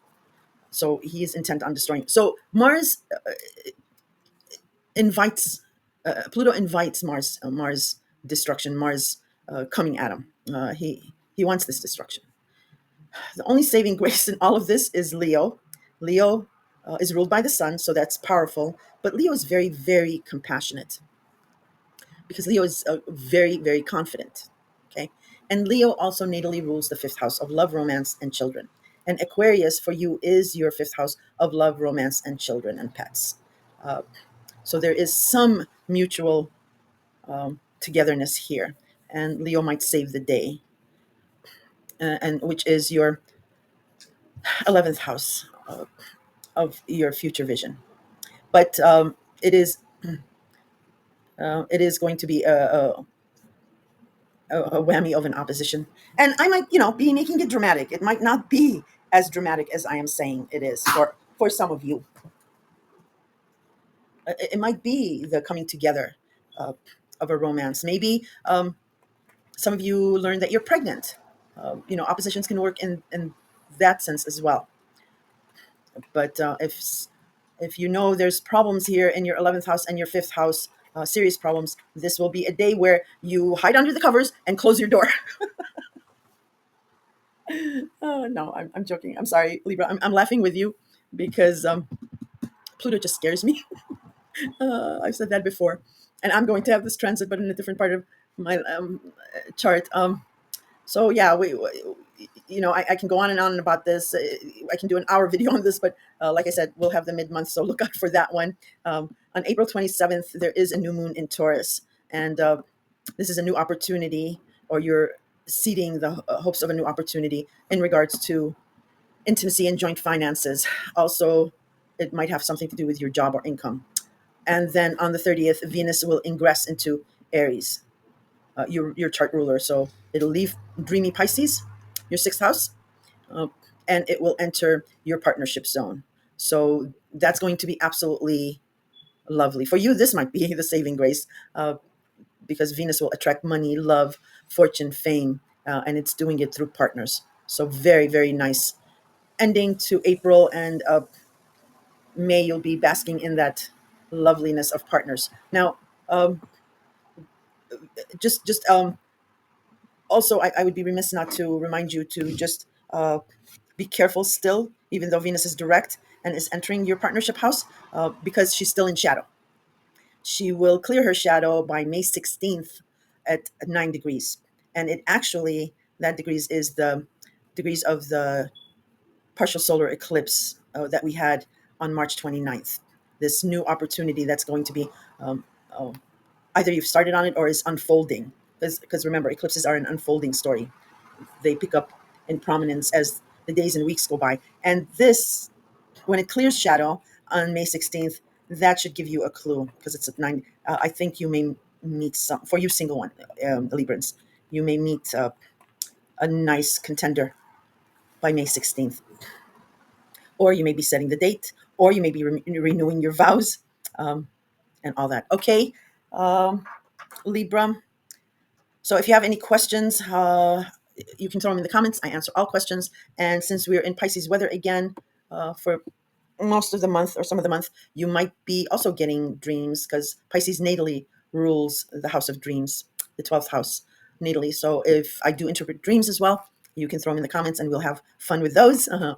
And just be careful with your feet and toes. Pisces rules that. And with all this retrograde back and forth, you know, you don't want to be having any injuries. God forbid. All right, Libra, I hope I did your April scope justice. If not, I hope I entertained you with me yelling at my dog. Take care of yourselves. Hello, Scorpio. Hope you guys are doing well. This is your April 2025 horoscope, and I've broken it up in two. The beginning half of April will be tying up some small loose details from uh, the end of February and March, and dusting dusting ourselves off and getting a clearer head.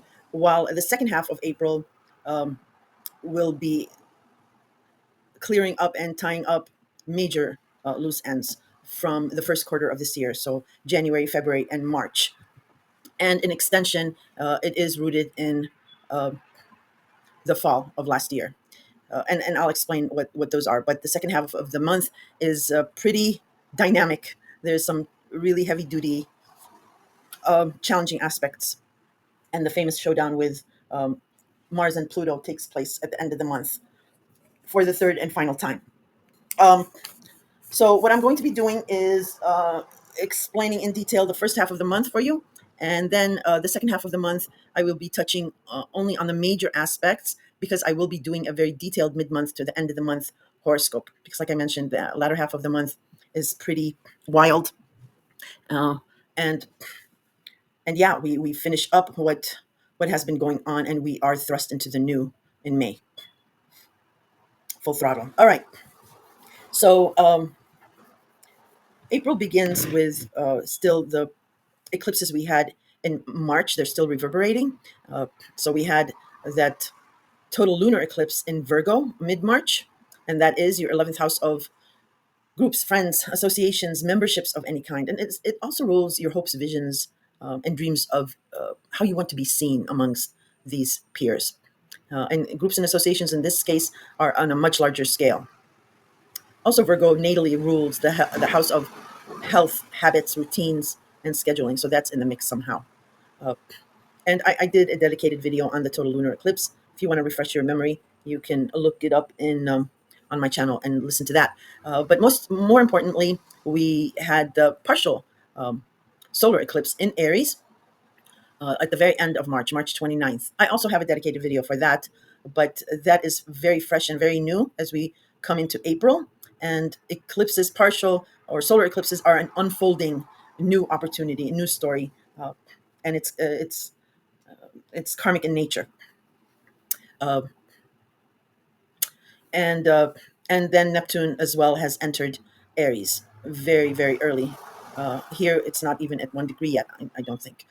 Uh, in any case, so yeah, that's reverberating. We're thinking about that now. Aries is your. I think I mentioned this. No, I didn't. Aries is your sixth house of health, habits, routines, scheduling, taking care of someone. S- Small pets. That's a weird. Sorry. uh, Taking care of someone, small pets, and it is the house of chaos and gossip. Now, natally, Aries rules the first house of me first. It's about image, profile, and how it's seen, its appearance. So that is also playing out in regards to your sixth house of health, habits, and routine. Maybe you are longing for, yearning for a certain type of a physique, and you're trying to set up this health regime or a schedule, or if it's taking care of someone, you want to be presented in a certain way. It can play out that way. So that's the reverberation of the eclipse that's going on in the background. And Neptune in Pisces, like I mentioned, is has just begun. So we won't really be feeling this, or you might have already been feeling it, but it's some kind of a longing, a yearning, like I mentioned, about a certain image that you want to portray in regards to health. Maybe you're a health instructor, or maybe you're talking to a nutritionist, or something in that case. Now we jump into the aspects, and the most important aspect in beginning in April is on the 4th, so the end of this week. uh, Saturn in Pisces will sextile Uranus in Taurus again, or not again. I haven't mentioned this. Pisces is your fifth house of love, romance, children, creativity. Creativity is huge here, especially it being Pisces. And pets and gambling. Can be casino gambling, or just the gambling, gamble on life. It is the fifth house is the house of lighthearted fun, true romance. Uh, yeah, it's just having fun. And Pisces natally rules the 12th house of the past, of spirituality and faith, secrets and behind the scenes. So that has been playing out in regards to your romance, your lovers, or your children in some way. Uh, but what's significant about Saturn sextiling Uranus is a sextile is a very cooperative, supporting, nice aspect, and it's unusual because Saturn and Uranus are polar opposites. Saturn is about restrictions, rules, slow and steady. It wants to build a foundation, a strong foundation from the ground up. Whereas Uranus absolutely abhors rules. It wants complete freedom. It's the planet of electricity and shock. Uh, um, it just knocks down foundations, and and usually it it does things from the top down. And Uranus rules quirky, very futuristic Aquarius, and they are about humanity and all that. And ironically, they do have like a hierarchical system or a class system. That's why I say they do things from the top down.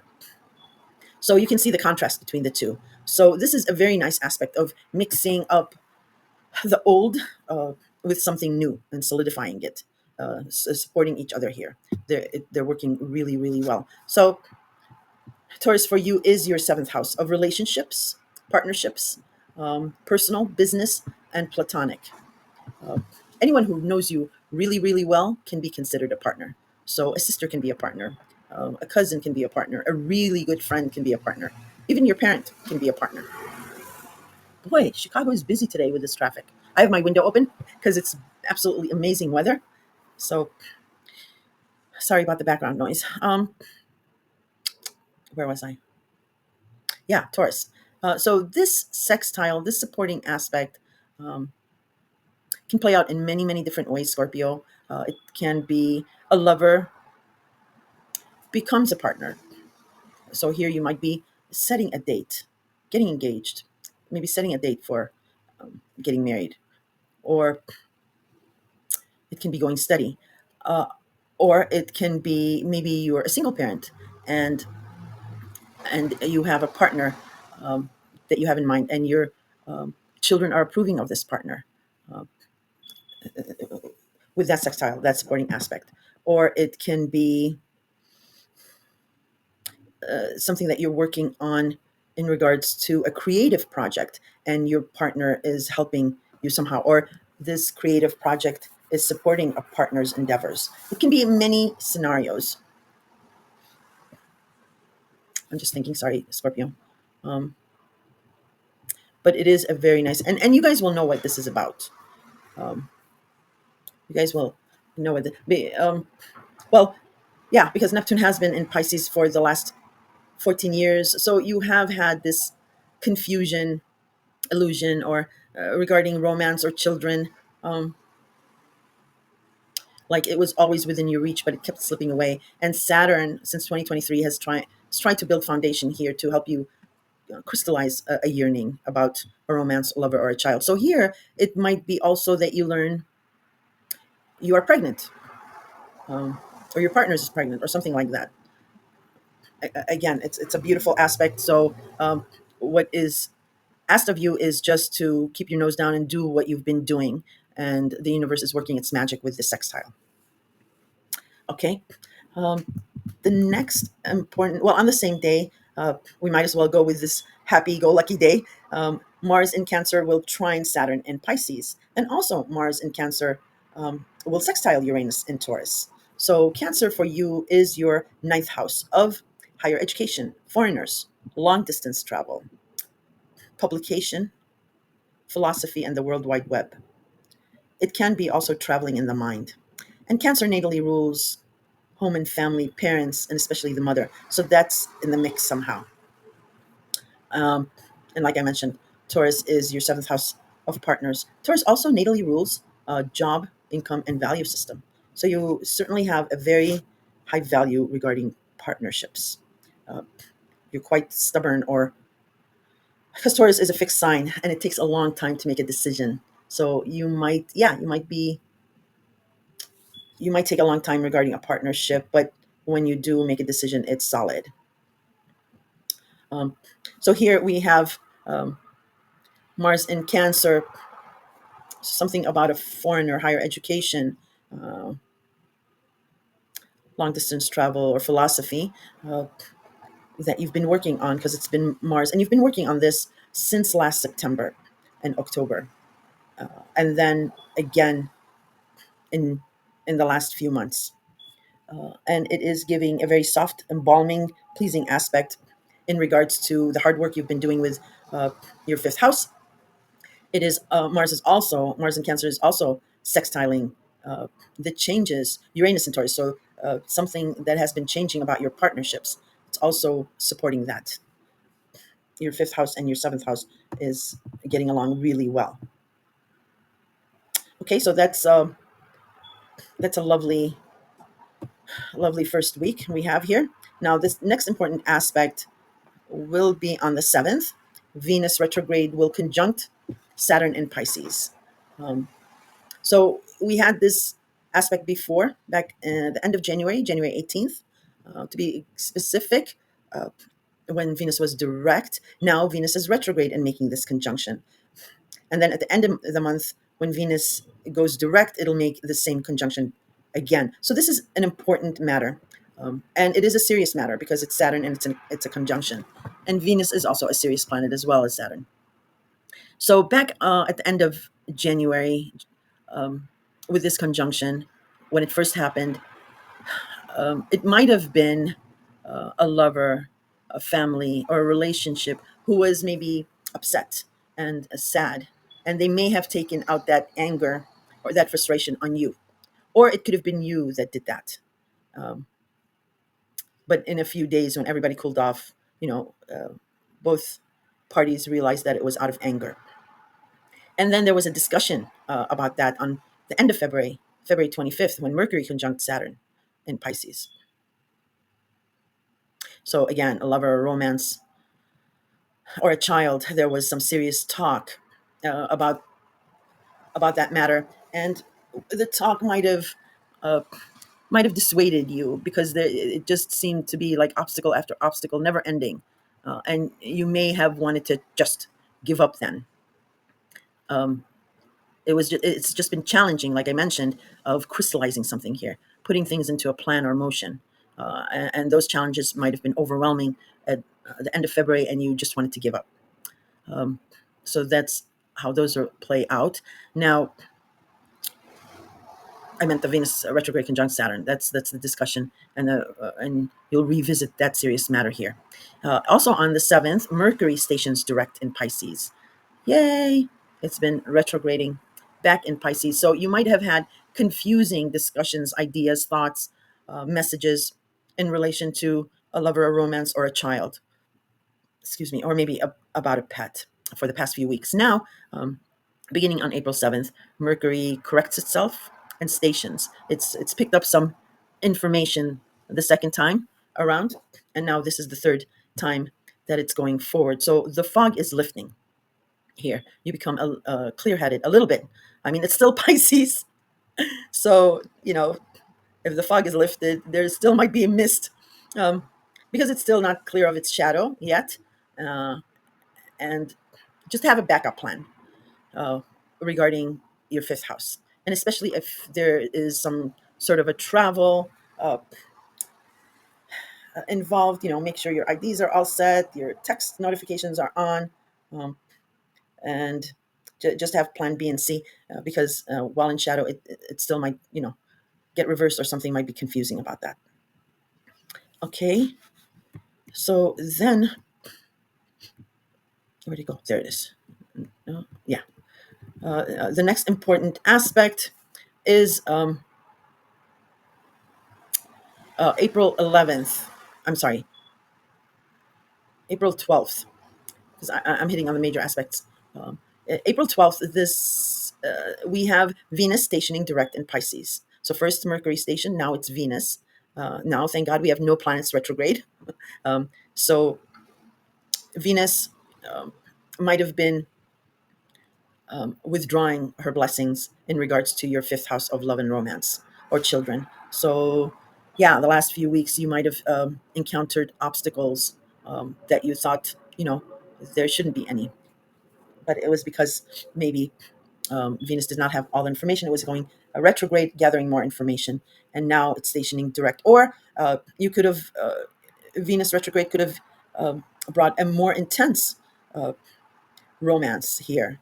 Or you could have or this could have been about money, because Venus attracts money, and Pisces and Neptune, oddly enough, have something to do with money.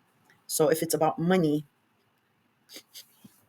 uh, again here, starting the 12th, Venus will start blessing your fifth house of love and romance and children, and you might be seeing some money here.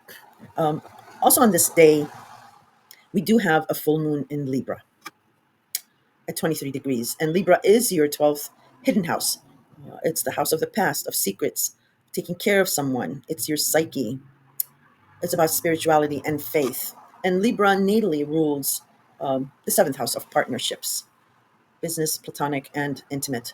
So that's playing out in the background here. And this full moon is an ending, or a culmination or a fruition of your past efforts. And it is related to that partial solar eclipse we had on October 2nd in Libra, and it was at the same degrees. So, whatever, again, eclipses are an unfolding story. So, and it was a solar eclipse, so it was a new opportunity. And you either started a new opportunity, or a new opportunity started unfolding for you, and you've been working on that, and now it might be the culmination of these past few months of the effort you've put in here. It can be that way, um, or it could be an ending, a full ending, and a releasing something from the past, maybe a partnership that has occupied your psyche, and you're releasing it here on this full moon. The thing with this full moon is it is being opposed by this sun conjuncting Chiron and Aries. And that's pretty heavy duty. Uh, so Aries is your sixth house again of health habits, routine, taking care of someone. And the sun is Sirius, and it's conjoining Chiron. Chiron is the wounded healer. So a wound, a hurt in the past, and in regards to health habits and routines, or how you are seen in that light, in that house. Um, Maybe your health, how it is seen, or a routine, or a schedule, or taking care of someone, how your image is seen, in as far as that. It's triggering this past wound or hurt. Uh, but the release of something in the past, and this one, maybe you're releasing this past hurt, and your psyche is rejuvenated after this release, after this ending, this full moon. Okay, it can play out that way. Now, the rest of the month is when now we're clear headed, and now we're moving forward. Venus is direct, Mercury is direct. Um, Now we start tidying up any mess left over, any dust storms left over from the first 3 months of this month, and again rooted back in the fall. But this is where it gets serious, because we have some really challenging aspects coming up.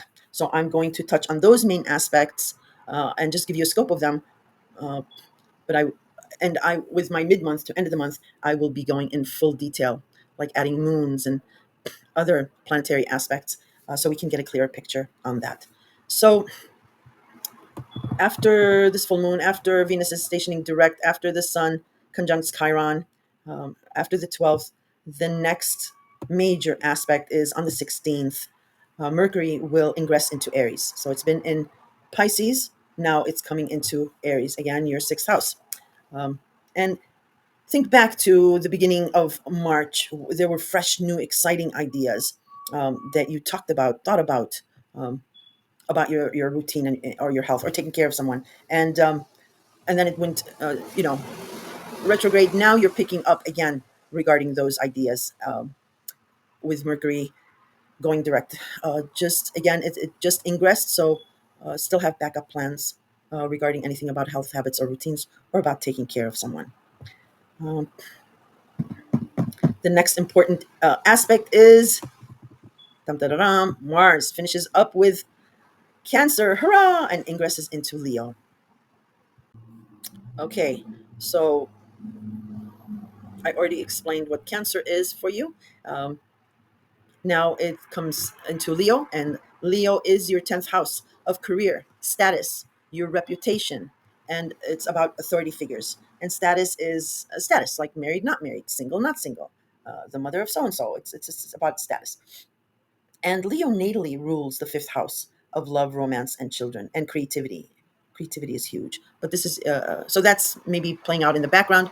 But this is about your career. Most of you are in a creative career. There's something about creativity with your career. Um, yeah. So now it's Mars, and it has been direct in Cancer, and it's been racing through Cancer. Now it comes into Leo. So the first time Mars entered Leo was back in November, the beginning of November.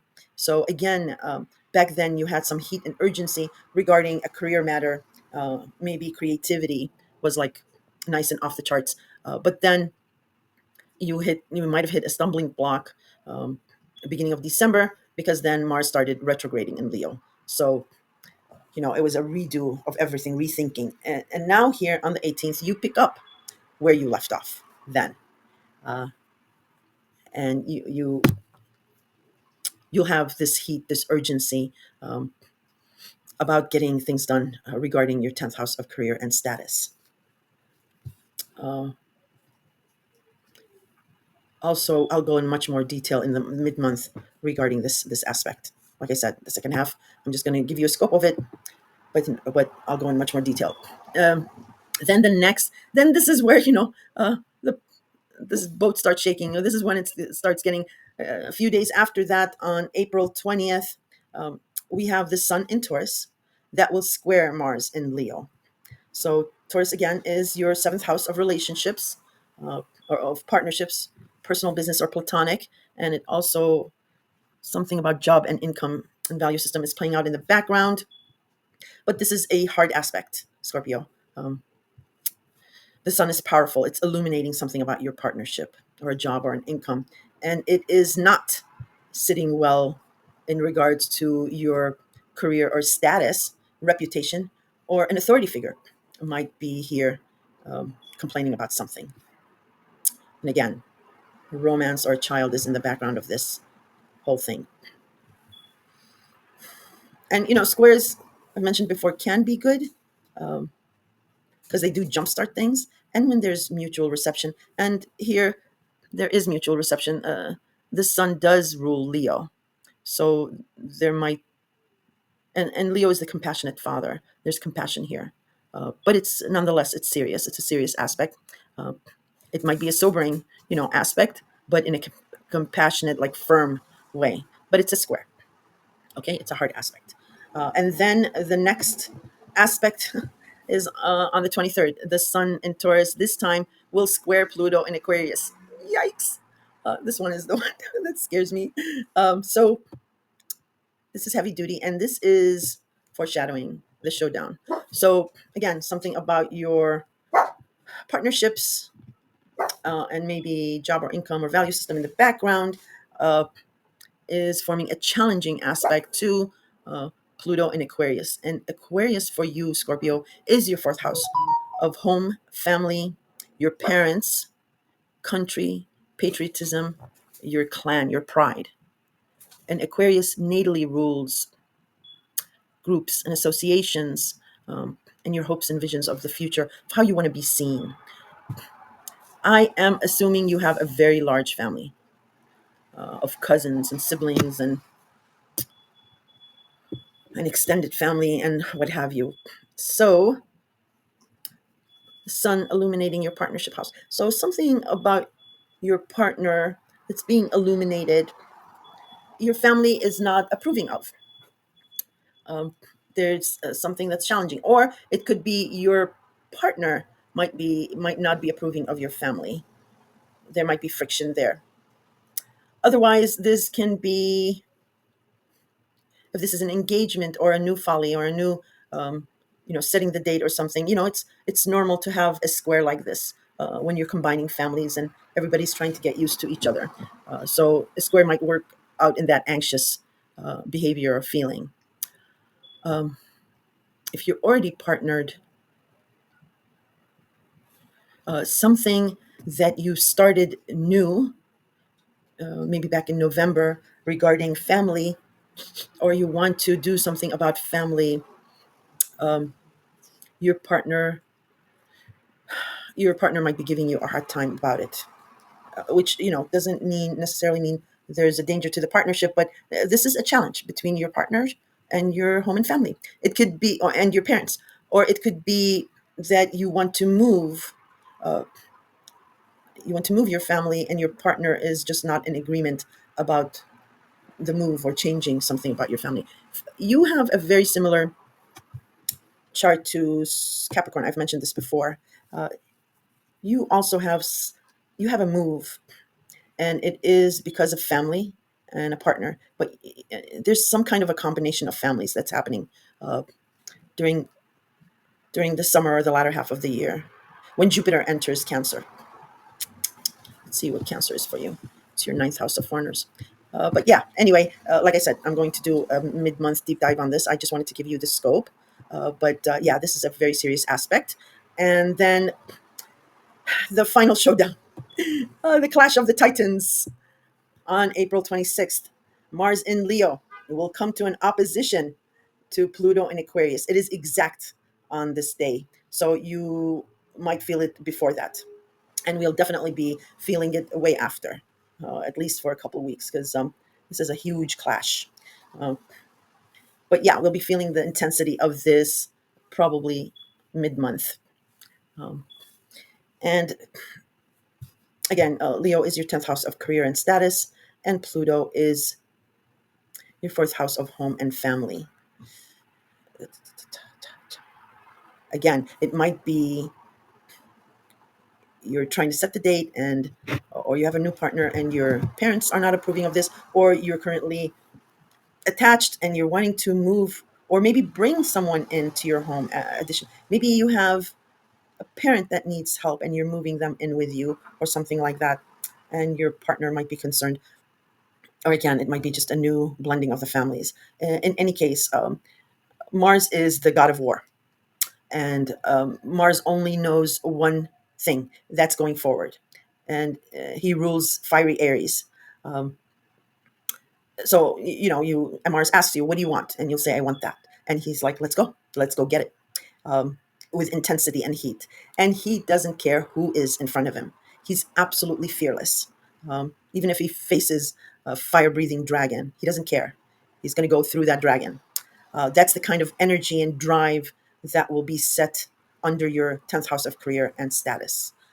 And Pluto, Pluto is beyond fearless. He is the god, small g, of the underworld. Nothing scares Pluto, and Pluto actually invites the destruction that Mars will threaten with. He will goad it on, because what Pluto wants to do is to completely destroy, to reconstruct. He doesn't believe in reform, because he thinks that reform, there's a chance for us to fall back. But if it's completely destroyed, there's nothing to fall back to. We are forced to transform and go forward. So that's how Pluto thinks. And like I said, this is the third and final one. And now Mars is not in watery sensitive Cancer. Mars is now in a fellow fire sign ruled by the sun. Uh, if he was fearless before, now he is fearless to the 20th power. And like I said, Pluto will be like that movie. I forget the name of the movie where he says, I'll be your huckleberry. He's like, come at me. Uh, I'm sorry, Scorpio. Pluto just scares me to death. Uh, and like I've mentioned to the other signs, I might be making it dramatic, maybe for entertainment purposes. That's what I'm trying to convince myself. But it is a pretty powerful showdown, and it is the third and final time. I should sell tickets. It's like the wrestling match, and they want a rematch, and then the third rematch is the final one. Anyway, like I said, I'll be doing a deep dive in the mid-month with the other aspects, and we'll try to figure out exactly uh, where to sit on the bleachers, close, if it's going to be bloodless, or maybe far up if it's going to be bloody. Oh my God, I'm teasing you guys. I'm just trying to entertain you. No, I'm not. I'm scared. Anyway, after that, the next day we do have a new moon in Taurus. OG, I'm not re-recording this. I had too much fun with this, so stop barking, please. Thank you. Uh, hi, baby. Okay. Stop licking. So on the 27th, we have a new moon in Taurus. So there is a new way forward or a new opportunity regarding your seventh house of partnerships. There you go. After this fight, something good comes out of it. Something good is born. Um, well, it's the day after, so there's an opportunity for a new beginning here. And then on April 30th, Venus will ingress into Aries. So it'll leave Pisces and now it's moving forward in Aries. It's finished up with your fifth house of love and romance and children and creativity. So, ouch, use the last 2 weeks of April if you want anything done with your fifth house of love and romance, children, and your creativity. Uh, Take advantage of whatever Venus will be blessing that house with, because Venus loves being in Pisces. She's exalted in Pisces. And then at the end of the month, it starts going into Aries.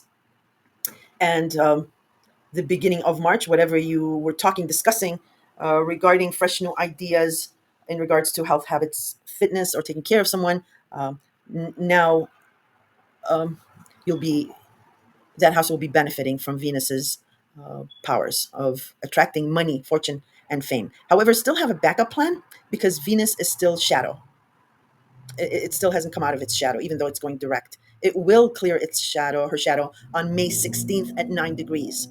And that is the same degrees of the partial solar eclipse in Aries that we had at the end of March, on March 29th. So what this means is that new beginning, that remember the eclipse I said is an unfolding new story. May 16th, you will be, if you haven't been made aware of a new opportunity here regarding your Aries related house, it will start full blast mid-May. That's why I'm saying, April is just clearing up the dust and storm and wrapping up the first quarter of the year. And like I said, in extension, what happened in the fall, and we're off and running to the show. All right, Scorpio. I feel like I missed something, but if I did, or if you're confused, please do leave a comment. I answer all the questions. And we have a lot of Pisces weather going on. So your dreams, your water sign, your intuition will be high. And if you, I do interpret dreams. So if you want to throw those in the comments, we'll have fun with those. And yeah, just watch for foot or toe injuries. I've been saying that to all the signs because Pisces rules that. And with all this retrograde going back and forth, there might be something about that. Um, and water themes for you, Scorpio. Water themes regarding a job or a career. I mentioned this before, so try to hang out by the water. That'll really refresh you, and it will do your health a lot of good. It's Neptune in Aries, and Aries is your sixth house of health. All right, take care, good luck, and I will talk to you mid-month. Sagittarius. Hello, Sagittarius. I hope you guys are doing good. I have this newfound um, excitement about you guys because you are going to be off the charts, having fun and being creative. Wow, I'm so excited for you. All right, so I'm all pepped to talk about April 2025's horoscope for you guys. And I've split up April in two. The first half of the month is really tying up annoying loose ends, small details. Um, excuse me, doing that.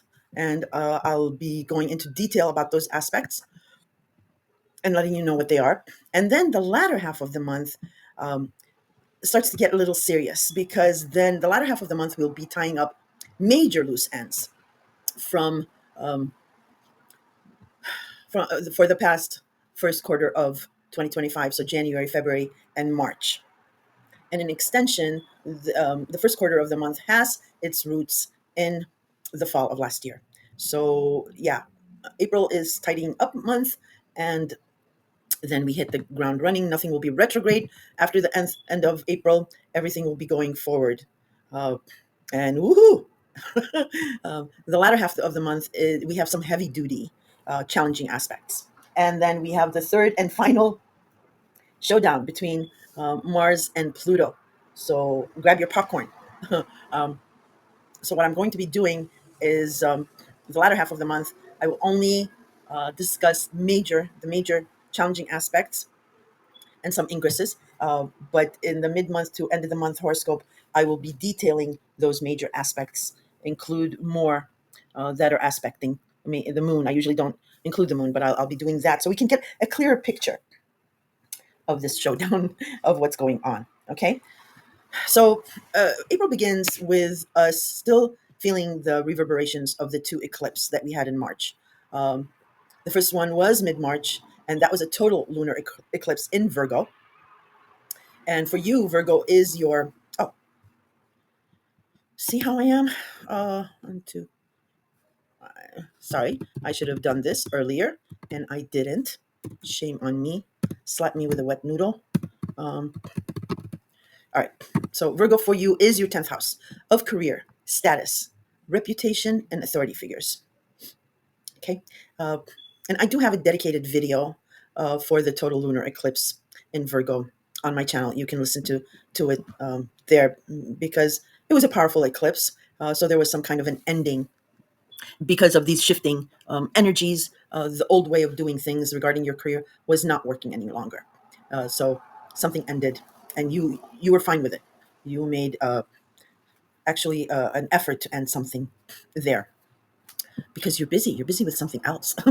um, but the most recent eclipse was on March 29th, just a few days ago, and that was a partial solar eclipse in Aries. That's a big deal. And Aries is your fifth house of love, romance, children, creativity, huge creativity, pets, and gambling.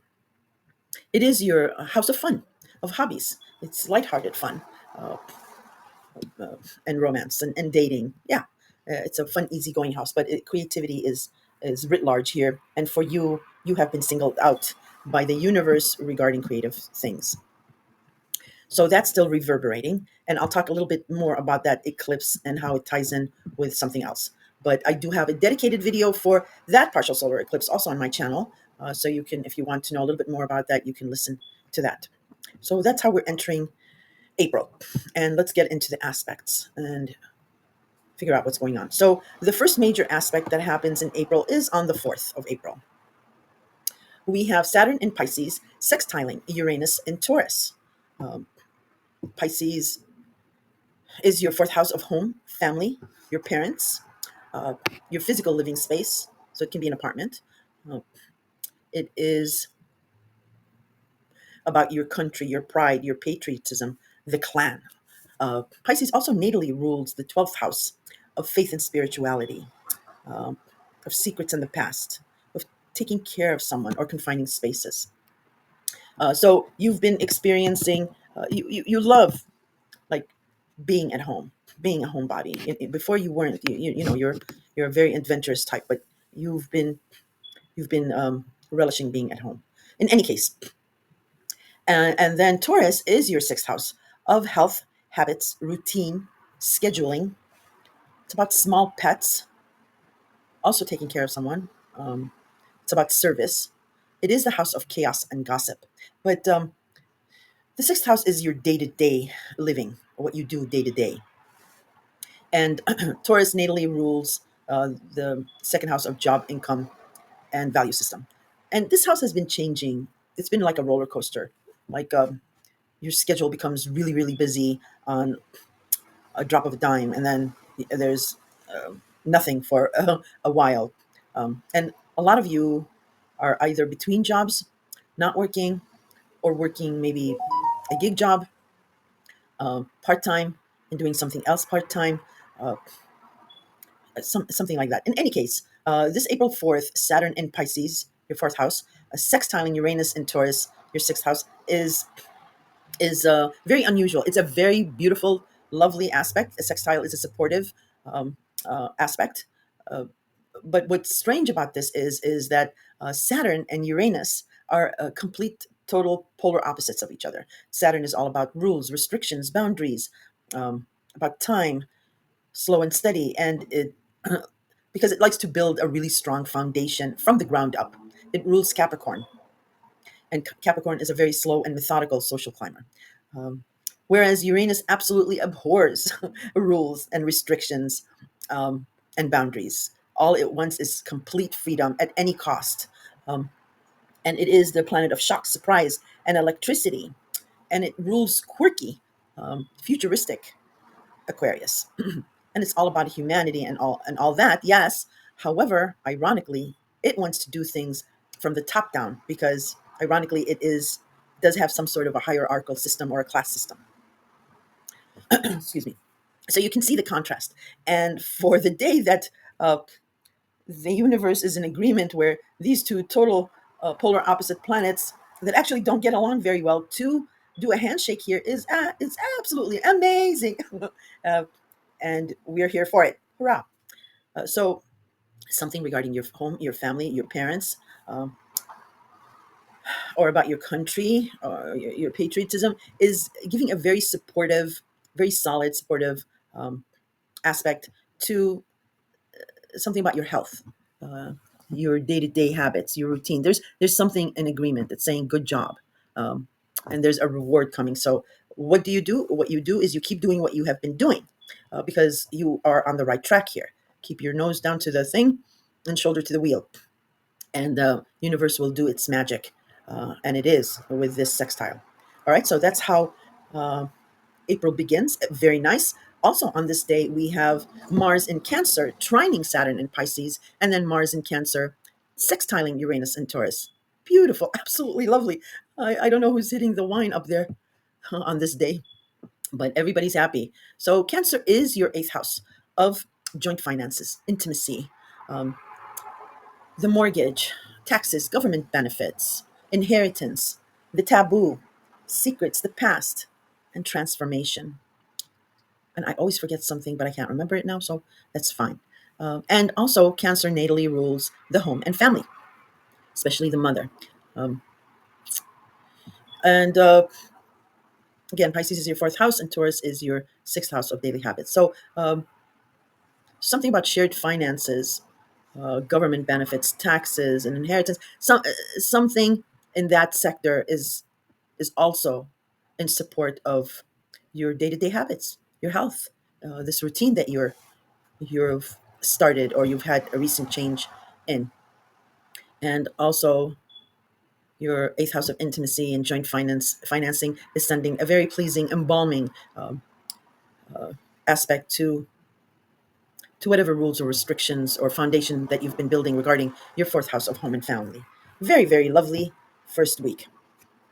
So that's what's going on then. The next important aspect, I because I don't mention all the aspects, but for certain people where their ruling planets are highlighted, I do. So for you, I'm mentioning April 6th because we have the Sun in Aries sextiling Jupiter in Gemini. Wow, that's amazing. Uh, so the Sun is in Aries. So you're doing your yearly check up here. The Sun is illuminating your fifth house of love, romance, children, and creativity. And the fifth house is lending a very supportive aspect to Jupiter, your ruler, in Gemini, your seventh house of partnerships.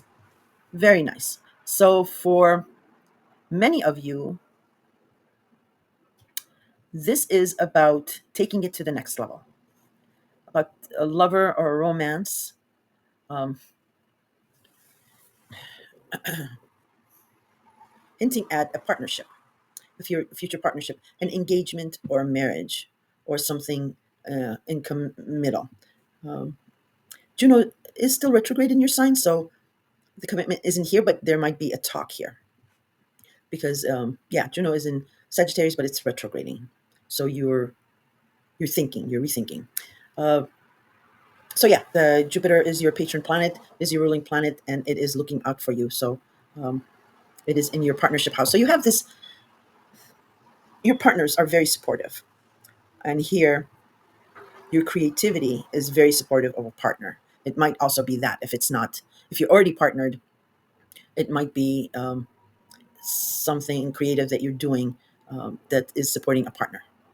Okay. And then also on that same day, I might as well say Venus retrograde in Pisces trines Mars in Cancer. So something that you're reviewing about your fourth house of home and family and parents uh, is sending a very soft aspect to your eighth house of joint finances. So you might get Like you might get maybe a small gift or money, maybe a small amount from family uh, that's helping out in joint finances, maybe something like that. Um, for those of you who are single, this day can manifest in like a Romeo Juliet kind of a romance or a friendship, um, where it is a beautiful love story, of course, for the both of you, but others like family, friends, or maybe even colleagues, cousins, extended family, and what have you, will be pointing out, like, no, you're not a match. No, there'll be problems, things like that. Now, if it is someone that you just met, or and you have no intentions of uh, making it serious, then it is what it is. But if you're head over heels and you think, no, I don't see the difference, I want to make this work, um, just be aware that you'll be fighting these people in the background, the Capulets and the Montagues. uh, so yeah, it can manifest something like that. On April 7th, um, we have Venus retrograde that will conjunct Saturn in Pisces. So you will revisit a very serious matter that you first had around January 18th, when Venus was direct and it conjunct Saturn. And also February 25th, so a month later, Mercury conjunct Saturn in Pisces. So January 18th, um, it might be more detailed than this, but generally it's about romance, lovers, a relationship, family, maybe siblings, or what have you. They might have been angry or just in despair, and they may have taken out their anger on you, or it could have been you who took out, your anger on them. And within a few maybe days, both of you realized it was out of anger, whatever that happened. But then a month later, there was a serious talk about that incident, and uh, here you might have felt like they didn't understand you. They didn't understand your pain. Because also it could have involved a sibling. Um, I explained it to Aries. It could have been somebody who had good intentions, might have gone behind your back to help somebody who maybe you were trying to teach a lesson. Let's say, as far as a child is concerned. Um, but unbeknownst to you, uh, let's say maybe your sibling or your husband or your wife went behind your back and helped them out somehow. And that sort of changed the dynamics, and that made you really upset. And you confronted that person. It might have been, again, it might have been a sibling, um, and they had their own, like, they were taken aback, like, oh, I didn't know this. And you might have come back, well, yes, that's why you should have talked to me. It was something of that scenario. And again, it might have been you who did it or somebody else who did it. In any case, here on April 7th, this matter will come up again, as Venus is retrograde and will conjunct Saturn in Pisces. Yeah, it's about your family. And but Venus is retrograde here, so it might go two ways. One, it might get really ugly because Venus is retrograde, and when Venus goes retrograde, if Venus is direct, she attracts love, money, fortune, fame, and diplomacy. When she goes retrograde, she can pull that. So if this conversation comes up, it might get ugly, or uh, it might get to the root of the problem because Venus is going retrograde. So it'll dig deeper and you get to the root of the issue of the problem. It might go that way. In any case, that's what's going on April 7th. Also on April 7th, Mercury will station direct in Pisces. Yay! One down. So here the fog is lifted. Now Mercury will be going direct. And I've been saying this to all the signs. Even though the fog is lifted, there might still be some mist left because one, Mercury just stationed and it's still shadow. And Pisces, Pisces and Neptune, the sirens calls and rose-colored glasses. So still have backup plans, is what I'm saying. regarding home, family, living situations, and all that.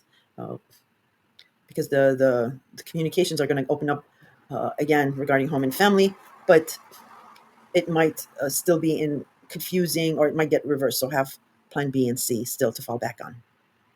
Alrighty. As well as poor Mercury is taking a beating. It's still about day because we had that the total lunar eclipse in Virgo, and Mercury rules of Virgo. So there still might be like uh, conversations might still be anxious, or uh, like tiptoeing around things, anxiety or something. So yeah, have a backup plan. All right, the next important date that I want to discuss with you uh, is on April 8th. Venus retrograde in Pisces will sextile Uranus and Taurus. So in the beginning of the month, we had Saturn sextile Uranus and Taurus. Now we have Venus, but it's still retrograde in Pisces sextiling Uranus. And Venus also retrograde can bring somebody back from the past. All right. Uh, and take it with a grain of salt because Venus is still retrograde. And when it goes direct, we don't know what will happen to this relationship. But it is Pisces, so somebody from the past in regards to your home and family. Yeah, if there's talk of commitment here, uh, you can if you want, but just know that when Venus goes direct, that commitment might get reversed. Yeah, because when Venus goes direct, others may not be in the position to go through with a commitment. Anyway, moving on. So yeah, I'm coming out the 30-minute mark of recording. I have to start a new 30-minute session. So let me do that. Okay. So now we're at April 12th, a big day. And this is where the splitting of the month comes in. Uh, So I'm sorry, April 12th, we have Venus stationing direct in Pisces. Yay! Second one down and none to go. No planets are retrograde now. Hallelujah. And it is in your home and family sector. So Venus has been on a scout digging up stuff that might have been hidden. Um, uh, in regards to any issues you've been having about home and family, and now it's going to go direct and set things in stone. But again, still have a backup plan because Venus is still in her shadow. So I'll tell you when she clears her shadow in a few minutes when I get to a certain aspect. Uh, and also on April 12th, we do have a full moon in Libra, Sagittarius. And Libra for you is your 11th house of friends, groups, associations, memberships of any kind, allegiances. It is also the house of your hopes, wishes, and dreams of the future, of how you want to be seen amongst these peers of your future. Yeah, of how you want your future to be. Uh, Libra also natally rules the seventh house of partners. So that's in the mix here. So your vision of your future is through a commitment. You want to be seen through some kind of a commitment, some kind of a partnership. And this is a full moon here. There is an ending here regarding this vision or this membership, or it can be about a partner, or maybe a partner is causing this ending, or it can be a culmination or a fruition of your past efforts here. And this is related to the partial solar eclipse that we had in Libra on October 2nd last year. It's at the same degrees. So, again, eclipses, movie trailers, they're an unfolding story. Uh, and it has now culminated to a full moon. So, it's either an ending or it has been a culmination of your hard work regarding that new opportunity because the solar eclipse is a new endeavor. Um, the sorry, I'm just looking at some notes. The thing is with this full moon, though, it's not a clean full moon. It is being opposed by the sun conjuncting Chiron in Aries. That's pretty powerful. Well, the sun is very powerful, and it is illuminating your fifth house of love, romance, children, creativity, pets, or gambling. So it's highlighting something in that aspect. Uh, and with that highlight, it triggers this pain. I'm going to wait till this ambulance passes by. It's beautiful weather. That's why I'm not closing the windows. That's why I'm not cooping myself up in the kitchen. I have all the windows, and I live on a busy street. So that's why. I hate these, like, oh. So I'm just going to wait till it passes. Oh, now my dog's going to bark. I might as well just start this thing over. Jesus, it's like 10 o'clock. Why is it so busy? All right. Yeah. So it's opposed by the sun conjuncting Chiron and Aries. So the sun is illuminating something about your fifth house of love, romance, children, and creativity, but it's triggering an old wound, a past hurt that you have here in your fifth house. Um, Somebody let you down here. Something you experienced a hurt here, and it's triggering it. And Aries also rules the first house of the image. So, yeah, how you were seen in relations to a romance or love, or in regards to a child, is hurting you somehow because there's a past wound. You have to release the past, Sagittarius, in order for your fifth house to heal. I might as just sit in the closet and do this because now there's another sign coming in. Oh, well, alrighty, that was pretty frustrating. Um, and now my pug is calm and just sitting in the window and enjoying the weather and just doesn't think twice about making me delayed. Um, anyway, yeah, you have to release the past, Saggy. So that's what's happening on the 12th, and that's what I mean by the first half of the month. Then the second half of the month, I'm going to go over this the major aspects and tell you the scope of them. But I will be doing a much more detailed mid month, so we can dissect them even further. But yeah, now Mercury is direct, Venus is direct, all the planets are direct, so we get to rocking and rolling. All right, the next major aspect is on April 16th. Mercury will ingress into Aries and leave Pisces. So think back to the conversations, ideas,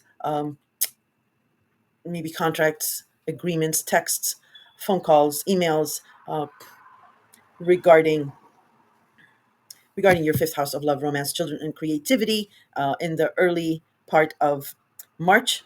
Um, and whatever those ideas were, they were sort of put on the back burner as Mercury retrograded over that um, and Pisces, and now it's going over those same degrees. So that conversation, those emails, those texts, those ideas are going to come back up again and to be discussed for a final go around. Again, still have backup plans because Mercury is still shadow here. All right. April 17th. No, I don't care about that. April 18th. April 18th, we have, what happened to that? Mars that will ingress in Leo. So Mars has been direct in Cancer and is racing through Cancer. Now it finishes up with Cancer. Hallelujah. Mars in Cancer has caused a lot of problems for a lot of people. And Mars doesn't really like being in water signs. It rules Aries, a fire sign. Uh, and Cancer is sensitive and all that. So now Mars is racing and he comes into a fellow fire sign, Leo, and Leo is ruled by the sun. So we've got that going on. So Mars here is very, very confident because Leo is a very confident sign. Um, and Leo is a compassionate sign too. And Leo does natally rule the fifth house of love, romance, children, and creativity. So but for you, Leo is your ninth house of higher education, foreigners, long distance travel, philosophy, publishing, the World Wide Web, and it also rules travel in the mind. If you're not able to travel, it's about ideologies and yeah, daydreaming about that. But it's more than that when I say travel in the mind. So now, whenever you started. back in November, and so heat, action, gumption, and drive, and then whatever stalled, and you started when retrograde in December, that you started thinking about um, a little bit more deeper. Now you get to retrace those steps for the third and final time regarding your ninth house. And also, like I said, love, romance, children, and creativity is in the background of this. All right, the next important aspect. So now we start with the challenging aspect. Starting on April 19th, the sun will, first, April 19th, the sun comes into Taurus, and things settle down just a bit, maybe even for just that day or a day before, because Taurus is kind of chill. And Taurus, again, rules your sixth house of daily habits, health, and natally the second house of job and income. Uh, but then on the 20th, the sun in Taurus will square Mars in Leo. Geez, sun, you just got to here to the party. What are you having double doubles for? All right, so this is it's a hard aspect, and the sun is involved, and Mars is involved. So it's not just a hard aspect; it's a serious hard aspect. Lordy, lordy. However, I always say squares are not really bad. They can be good. Nothing is really bad as far as astrology. It's just a lesson learned. It's just evolving. Um, and I do say squares are they do jumpstart stuff, things that are stale, things that are not loggerheads. That would be in opposition, but they do jumpstart things. So here for you, Sagittarius, it is something about your daily habits, your routine, your health. Okay, that is that's in conflict with something regarding your ninth house, higher education, long distance traveling, a foreigner, um, publishing. Maybe you're publishing something, and your daily habits is not allowing you that free time or something in that sense. Now, we do have mutual reception here. It is the sun, and the sun does rule Leo, and Mars is in Leo, so there might be a happy medium in regards to this. All right. But then on the 23rd, we have the sun this time in Taurus, this time squaring Pluto in Aquarius. Uh, the sun, Taurus, is being fearless here. It's tempting fate. So, again, your health habits, your daily routine, or maybe taking care of someone is, is posing a very challenging aspect to not anyone. No, not Venus, not Jupiter, but Pluto, the god of the underworld, small g. It's doing a square to Pluto in Aquarius. And Aquarius is your third house of communication, commuting, um, siblings, cousins, extended family, your neighborhood, neighbors, short distance travel, social media, your vision, and language, your need to be heard. This is serious. This is a serious square. And so, one, be careful because it's your health house. Two, be careful because it's your third house of commuting.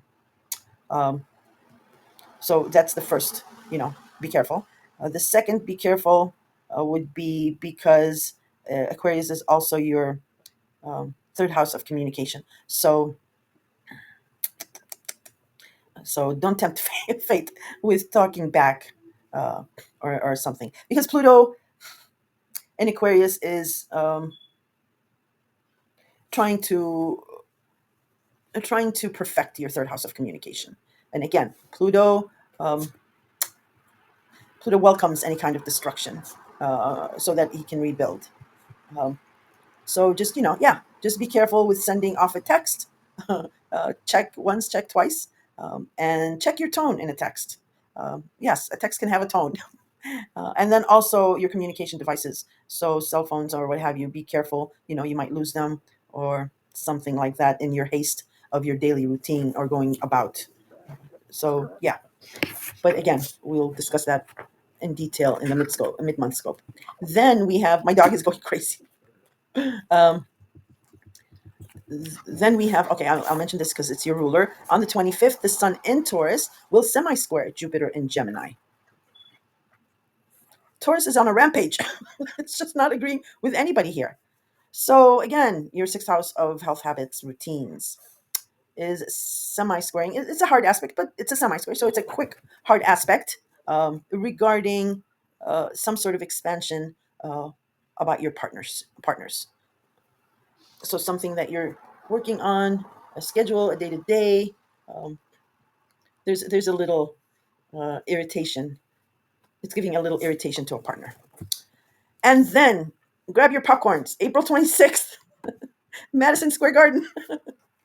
I'm sorry, Sagittarius. I'm trying to have fun with you. It is the third and final showdown. It is the clash of the Titans. Mars in Leo will oppose Pluto in Aquarius. So the first time the opposition happened was on November 3rd. The second time it happened was in the beginning of January, but Mars was debilitated then. First time it was in Cancer, so that really doesn't count. Second time it was retrograde, so that doesn't count either. Mars had his hands tied behind his back. Come on. Now Mars is racing through fire sign Leo, the god of war, and it is coming up to Pluto.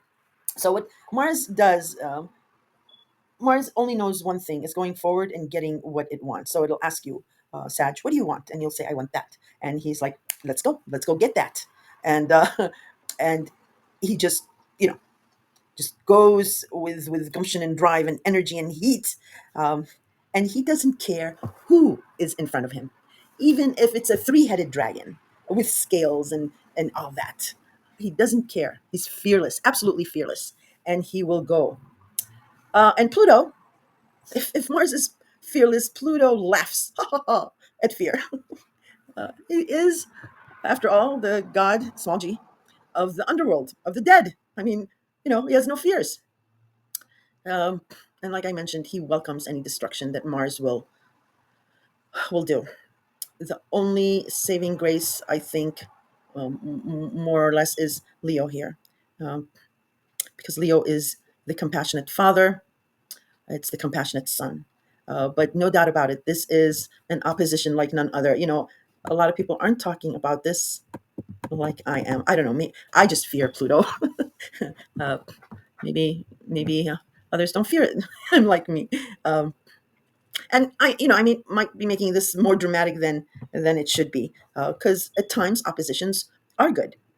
Oppositions, one or the other gets their way, and it's done. We're not in limbo anymore. So again, Leo is your ninth house, and there's something about love, romance, or children, or creativity in the background. And then Aquarius is your third house of communication and commuting. Oh, gee, no, I'm not redoing this. Relax. Um, you probably hear something that I don't hear. Um, and it is coming at loggerheads. Again, just be careful with driving and with your communication. Other than that, again, look for the mid-month scope on this, that I will go in much more detail. April 27th, we do have a new moon in Taurus. And this is a new opportunity or a new way of doing things in regards to your health habits and your routine. I feel for most of you, it will be something about health. You'll maybe be signing up for the gym, or doing a new regime, or maybe nutrition. In any case, we'll also dive into that in the mid-month, more in depth. And then on the 30th of April, Venus will ingress into Aries and leave Pisces. Yay! So your fifth house of love, romance, children, and creativity gets this beautiful boost from Venus, the goddess of love, beauty, harmony, love, and money. Nice, very nice. So yeah, your creativity is going to just be off the charts. Uh, or it might be about a child. Many Sagittarians will be surprised about. Oh, that's the one thing. Yeah, here's the other thing that I said. I will talk about Venus a little later on, and here is the little later on. So on the 30th, When Venus ingresses into Aries, uh, uh, still have backup plans because regarding your fifth house, because it is still in shadow, even though it's direct, it's going direct, but she's still in her shadow, and she will not clear her shadow until May 16th. She'll clear it then at 9 degrees. And that is significant because this new moon, this new partial solar eclipse that we had on March 29th was exactly at 9 degrees. So that new opportunity regarding the solar eclipse uh, will will have something to do when Venus exits her shadow. There's something important here. For those of you who are wanting to get pregnant, uh, it might be here on May 16th that you learn that you're pregnant. Um, for those of you who are getting engaged or setting the date, you might do it here on May 16th. Um, for you partnered Aries, um, again, it might be about learning about a pregnancy or something creative. And for those Sagittarians who are not, who are single and don't really care about a relationship right now, they're concentrating on something that they're working on. This is about a creative project. And you are going to, like I said, you're going to be very creative. There's research here that you're doing, and you're presenting things. Um, you're researching, you're organizing, you're like packaging it, and you're presenting it, or you're teaching. Um, this is, but it's very, very creative, and it's very fresh and new. So very interesting. Yeah, maybe you guys want to throw us a hint in the comments. It might help others out too. Um, in any case, that's how the month ends, Sagittarius. And I'm sorry about those interruptions. I apologize. But it's a small space I have, and I love being by the window. So if you have any comments or if you're confused about anything, go ahead and put them in the comments. I answer all the questions. And with Pisces, with a lot of Pisces energy here, you might also be getting vivid dreams, strange dreams, uh, or things like that. I also interpret dreams. So you can put those in the comments if you'd like, and we'll have fun with those. Okay, Sagittarius, take care of yourselves. Remember, be careful driving and texting and all that. And but I'll be talking to you mid-month with the mid-month scope. Take care. Capricorn. Hello, my favorite sign. Um, yeah, I'm biased like that. Okay, Capricorn, this is your April 2025 horoscope, and I have split up the month into parts. The first half of the month is about wrapping up um, small details, uh, uh, or obstacles or issues from maybe end of February through March, and getting through retrogrades. This second part of the month, the latter half of the month, is about wrapping up major issues or obstacles from the first quarter of this year. So January, February, and March. And in extension, uh, those 3 months have their roots back in the fall of last year. So April is cleanup time because May is when the show begins. May is when you grab your popcorn. Um, and I'll be going in detail regarding the first half of the month, and then only touching on major aspects and regarding the second half of the month. I'll do the scope on those, but I'm only doing major ones because I will be putting out a mid-month to end of the month scope that will be in detail, because the latter half of the month has some heavy duty challenging aspects, and the very famous final showdown between Mars and Pluto. It's going to be huge. um, so let me get straight into this.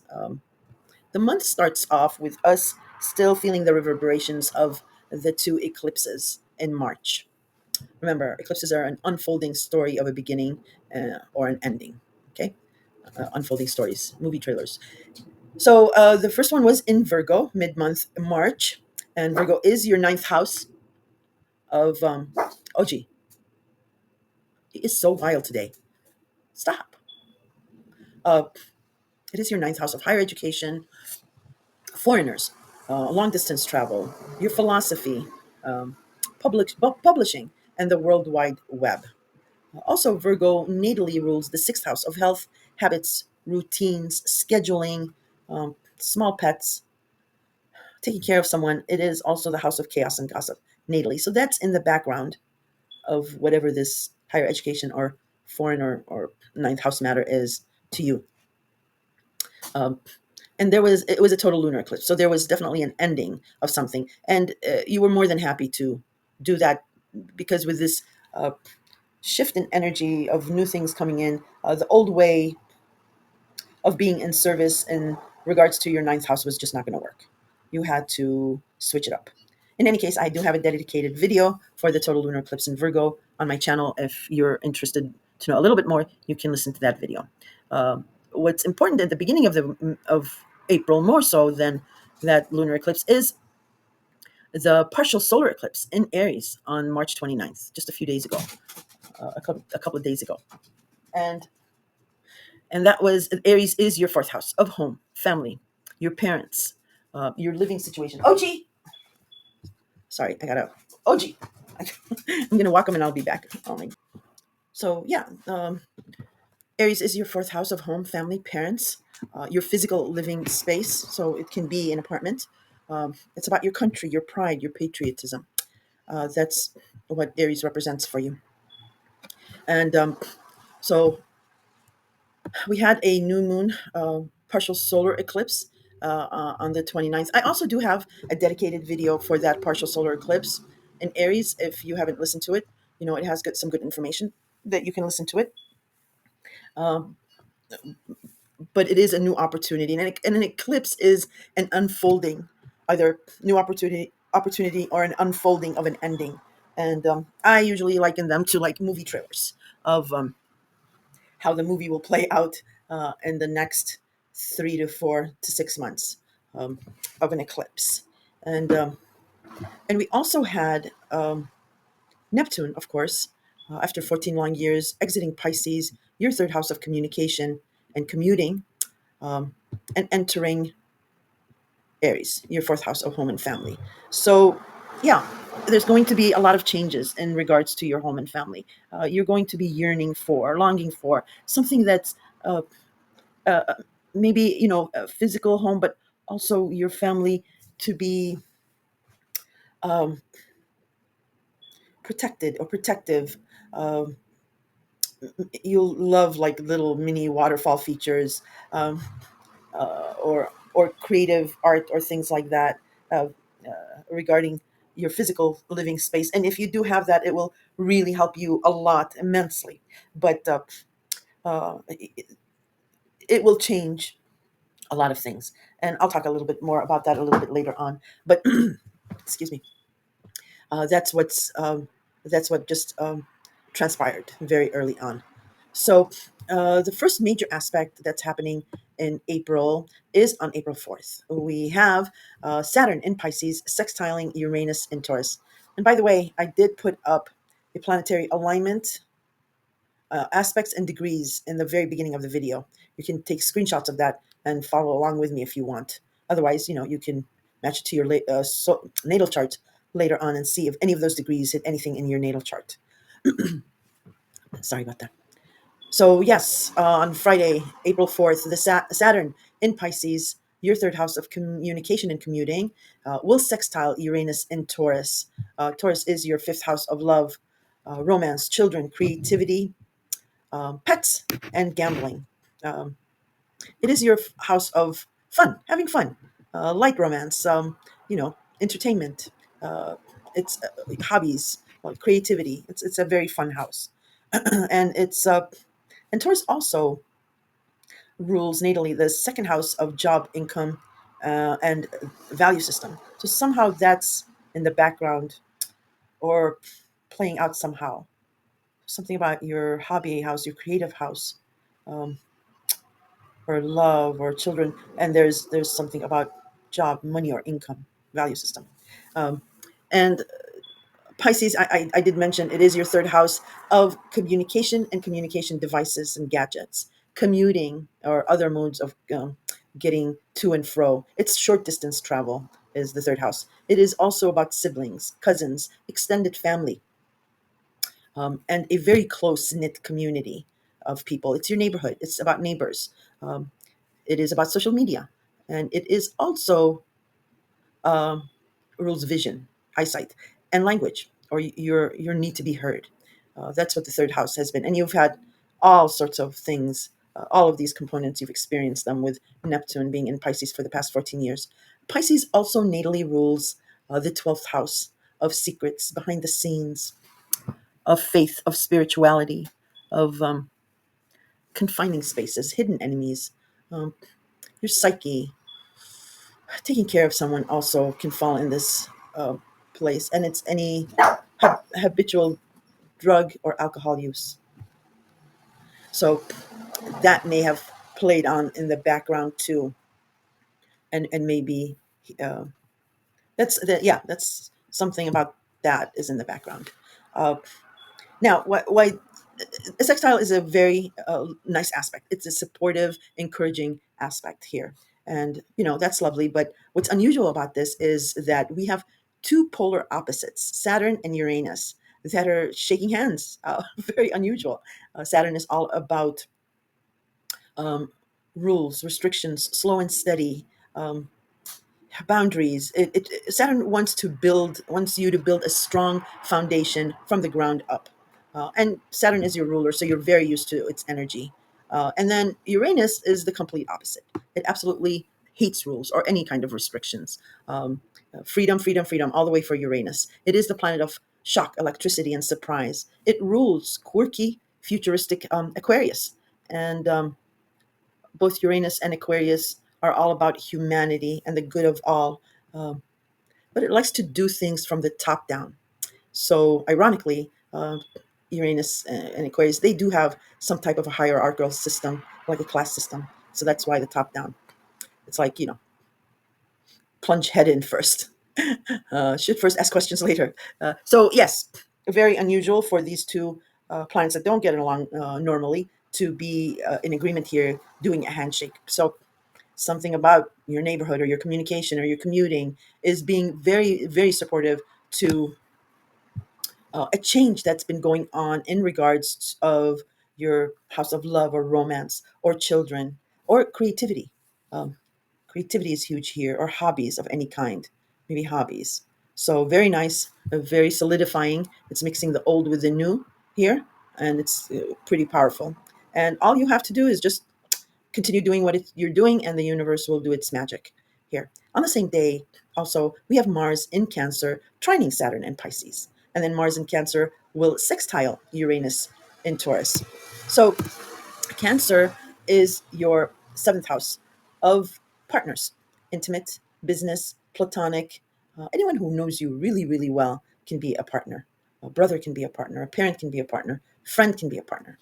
Uh, but yeah, yeah, I mean, the three main important ones are the marriage partners, business partners, or platonic partnerships. Um, so Mars has been going direct in Cancer. Um, you did have issues with partners or a partnership back in October. Um, and there was some setbacks and obstacles that you guys had to overcome, and now it's going direct, and you're seeing eye to eye. But and here on the fourth, a partner or a partnership is very approving of what Saturn here is supporting Uranus and Taurus. This change in regards to your fifth house of love and romance. Also, um, it is Mars in Cancer. Again, a partnership is actually supporting again something in regards to your fifth house of love, children, or creativity.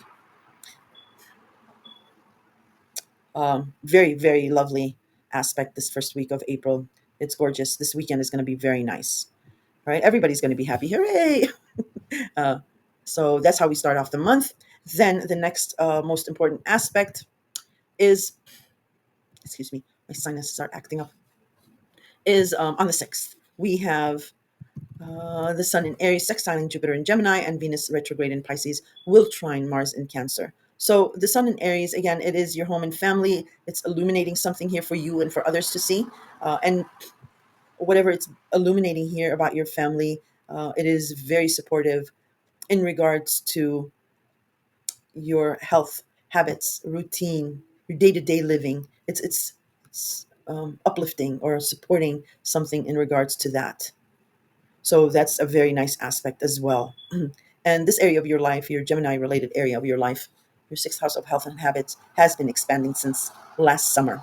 And you have 2 more months to take advantage of Jupiter's benefic opportunities. Jupiter is kind of use it or lose it kind of deal. So whatever opportunities that come your way regarding health habits, routines, small pets, taking care of someone, and it's service to others. And Gemini natally rules the third house of communication and commuting and siblings. So that's playing in the background too. But whatever opportunity comes up, do grab it if it's what you want it to be. And then on April 7th, we have Venus retrograde conjunct Saturn in Pisces. Okay, so this is revisiting a very serious matter that you first had around January 18th, uh, when Venus was direct the first time around, and it conjuncted Saturn at 16 degrees uh, in Pisces. So again, Pisces is your third house, and natally it's the 12th. So maybe something about siblings, cousins, extended family, um, uncles, or what have you. Somebody was angry and depressed or sad, and they may have lashed out, taking their anger out on you, or it could have been you doing that to them. And in a matter of a few days, both of you realize it was out of anger, or it could have played out uh, with someone very close to you, but you were involved somehow. That was the action that happened then on January 18th. And February 25th, Mercury then went on to conjunct Saturn in Pisces. So there was a very serious talk about that incident. Um, and it just seemed like um, whatever you said or tried to say to ease this obstacle, it just, there was no budging. And you might have, gotten um, dissuaded by these obstacles, and may have just wanted to give up. It's just not worth it. You had that kind of a feeling. The challenge was putting plans into action, and those challenges may have made you give up. But if you did not give up, there was some kind of a reward, something spiritual.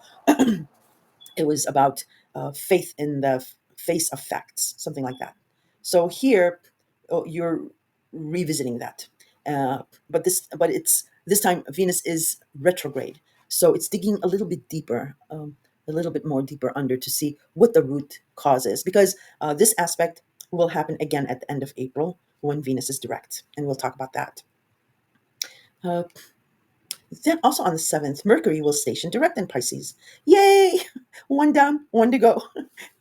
So the past. Oh, gee. Oh, gee. Oh, my God. Okay. So I'll stop this. Like out of nowhere.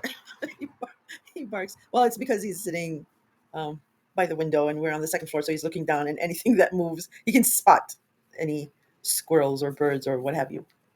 And he actually, like when squirrels go up the tree, he'll warn the birds, because we still don't have leaves sprouting yet, so we can see the nests of the birds, and he'll warn the birds. It's hilarious.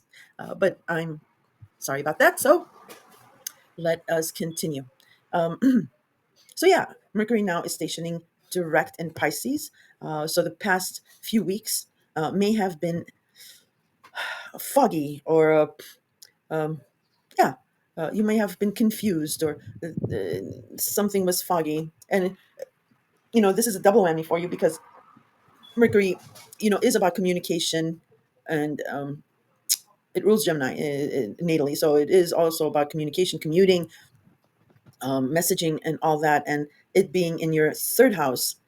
So it's a double whammy here. So this must have really sort of confused you a lot uh, when it was retrograde. But now it's direct, so the fog is lifted, but it's still Pisces. Um, Even if the fog is gone, I've been saying there's probably still mist around. Uh, so have backup plans in regards to short distance commuting, the neighborhood. Check and double check your texts before sending them out You don't want to send the wrong text to the wrong person. And also pay attention to the days that planets station, either direct or retrograde, um, for any uh, weird things that happen, any synchronicities. In this instant, any message that pops up for no apparent reason or randomly or something, because the veil is lifted and sometimes we get to sneak a peek of what's going on. So pay attention to any communication um, that may be like random. It might give you a clue. The other thing is give it. I'm saying give it a little bit time before banking on any agreements or texts or what have you regarding your communication. Again, any ideas about that? Because Mercury just came off of the we had the total lunar eclipse in Virgo, and Mercury rules Virgo. The higher octave of Mercury rules Virgo. So uh, Mercury has been kind of, yeah, tossed about.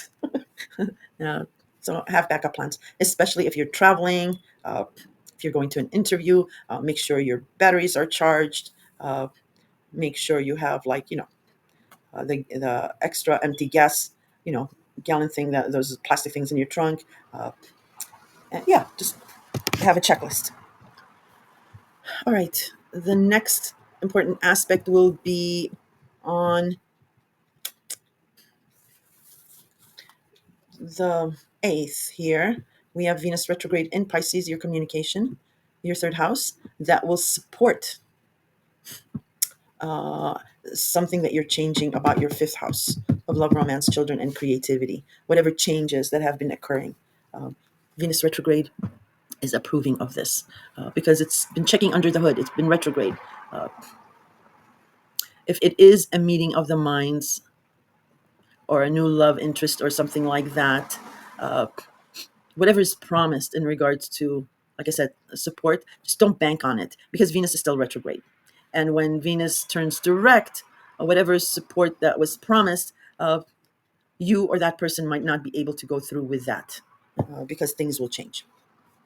And here is where I split up the month after this aspect. This is important. So on the 12th, we do have a full moon in Libra. And Libra is your 10th house of career, status, your reputation, and authority figures. And status is like married, not married, single, not single, a parent, no children. It's a status thing. And this full moon ending or a culmination or a fruition of your past efforts is linked to the partial solar sorry, partial solar eclipse back on October 2nd in Libra. That was a big deal then. Um, so there was a new opportunity or an um, an evolving opportunity. Remember, it's an eclipse regarding your career, your status that you worked on, and you, yeah, put a lot of effort in and maybe built something up here. Well, here is where you, the fruits of your labor, I guess, is the saying that you reap that on this full moon. It's a culmination or a fruition. It can be that, or it can be some sort of ending um, uh, regarding your career status or an authority figure, maybe a component of it.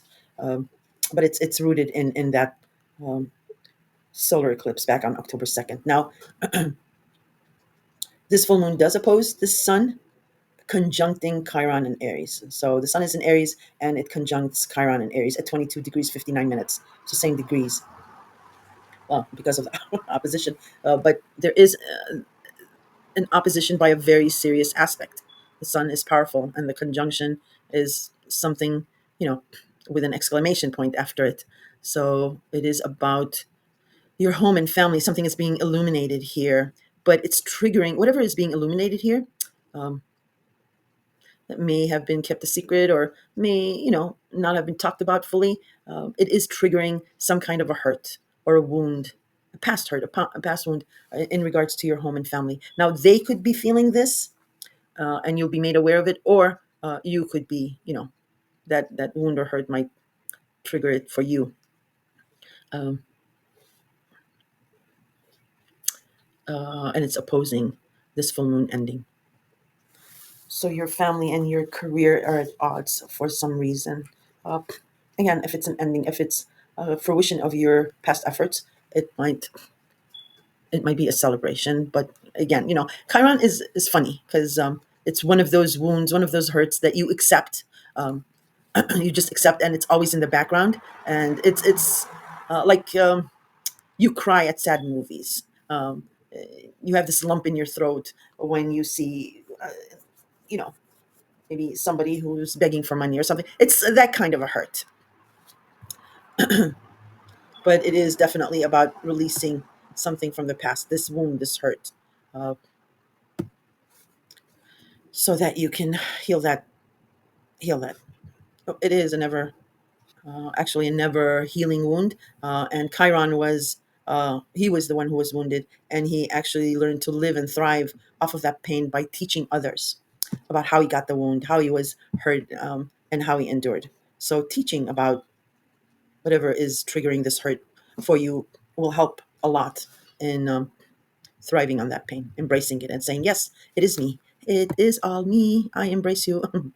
Okay, so, and also, I don't know if I mentioned this, but also on this date, Venus now stations direct in Pisces. Hallelujah! The second one down and none to go. Everything's full throttle. Nothing is retrograding. Everything's moving forward. That's what I mean by uh, April is really wrapping up the last 3 months, so that we can move forward with this new dynamic that's just expanding in size and largesse. We have a lot of things that are coming up in May, June that are going to be new. So the second half of the month is now I'm going to touch on the major aspects, the hard aspects, and just give you a scope on it. And because then, like I said, I'll do the mid month in detail.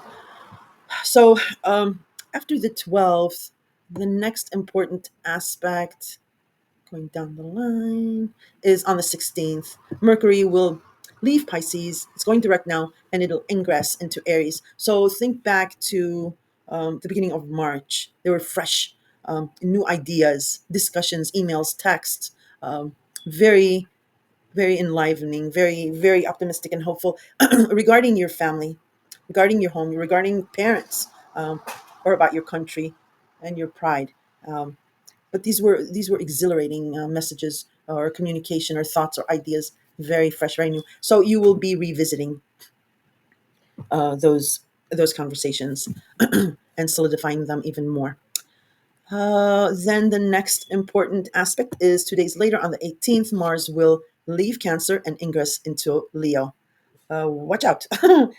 So yeah, Mars, does not do well in water signs. It's had a rough time in Cancer. I think all of us have had a rough time with Mars being in Cancer. But now that journey has ended. So if you have anything left to do in regards to a partnership and maybe a family matter, or maybe about a matriarchal figure, you have the next 18 days with Mars giving you energy in that area. So yeah. So now Mars enters Leo, and Leo is your eighth house of joint finances, of intimacy, of inheritance, of taxes, bank loans, credits, government benefits, um, taboo subjects. I just like my voice like this. Sorry about that. If it's not my dog, it's my throat. If it's not my throat, it's the ambulance. Um, anyway, I apologize. So we were at Mars ingress into Leo, and I was explaining Leo is your eighth house of joint finances, the mortgage, intimacy, inheritance, taxes, bank credits, loans, government benefits, the taboo, secrets, regeneration. It's the house where you benefit from other people's hard work, or money. You can get. It's the house where how other people value you. The eighth house is, we call it the house of sex, death, and taxes, because you can't escape any of them. um, yeah. So you started back in November. There was some kind of heat and urgency in regards to these matters. Maybe one matter or a component of them, and then there was an issue where in December you had to retrace your steps here. And then it just fell off the map because Mars then retrograded all the way back into Cancer. So Leo, was put on the back burner, and that was your eighth house. But here on April 18th, Mars picks up where it left off in December. And now Mars is racing. It finished up with Cancer and it races into Leo, a fellow fire sign. Remember, Mars is the god of war, and he rules fiery Aries. And he's had a hard time in Cancer. Now he's in a fellow fire sign, and a very powerful one too. Leo is ruled by the sun. So all that fire, all that energy is going to go in to your eighth house here, starting on the 18th, to get whatever it is you want to get done. Now, on the 19th, the sun will enter Taurus, and we just get a little breather, a little respite, because Taurus is kind of chill, and it is an earth sign, very compatible to your energy, Capricorn. And Taurus does rule, again, your fifth house. And then the party begins. On April 20th, the sun in Taurus will square Mars in Leo. Yikes. So something that's being illuminated regarding your fifth house of love, romance, creativity, children, pets. A square is a hard aspect. And it is squaring up something, the actions you're taking regarding joint finances. There's an issue here, and there's some kind of a struggle. It can be a very heated argument here, Capricorn. The only thing is that there is mutual reception because the sun does rule Leo. Yeah. So the square might be a good square. I'll agree to that. And I've said before, squares are actually good. They jumpstart stuff that might be stale. There's room to maneuver, but make no mistake, it's a powerful square here. It's the sun and Mars. So again, we'll go into much more detail in the mid-month. Also, then 2 days later, 3 days later, the sun again in Taurus. What's going on with Taurus? Capricorn, handle that fifth house of yours. Will square now Pluto in Aquarius. Yikes. So your fifth house is making a lot of ruckus. And now it's poking Pluto in Aquarius. So it is your second house of job, income, and your value system. And Aquarius also natally rules the 11th house of groups, friends, and associations. Again, the sun is very powerful. And Taurus, even though it is your fifth house of love and romance, natally it does rule your second house of job, income, and your value system. So it's definitely about money or a job. Something here is just not squaring. It has a challenging aspect here. And then the next day, now we have Venus that's direct now. That'll conjunct Saturn in Pisces for the third and final time. Remember, earlier in the month I said it was Venus retrograde that conjuncted Saturn, and it was rooted back in January 18th. So this is the third and final time this conjunction will take place, and it's happening between all these squares. So, yeah, that serious matter is coming up here, and it is about your third house of neighbors, neighborhood, commuting, and Pisces is the 12th house of secrets and behind the scenes. So there's something going on there that's in the background. And then grab your popcorn.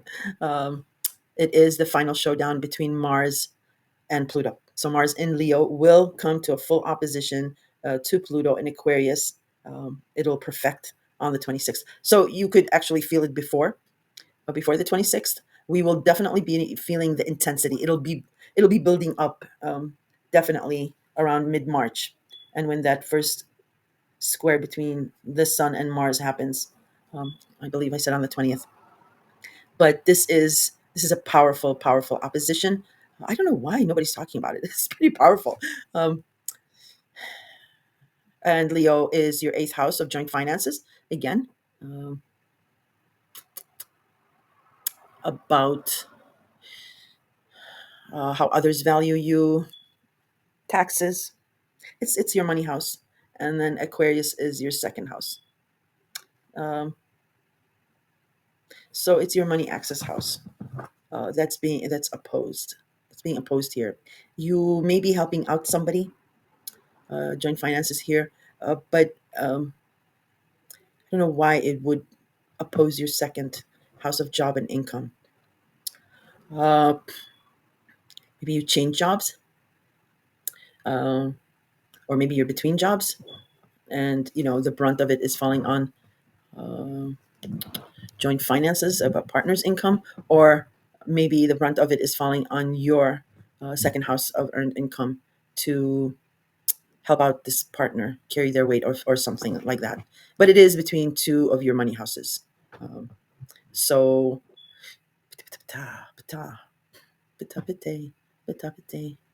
I'll go into it much deeper in the mid month, but just know the scope of it is that it's a showdown. It's the third and final one, and this time around, it's whatever you are taking action in regards to eighth house of joint finances.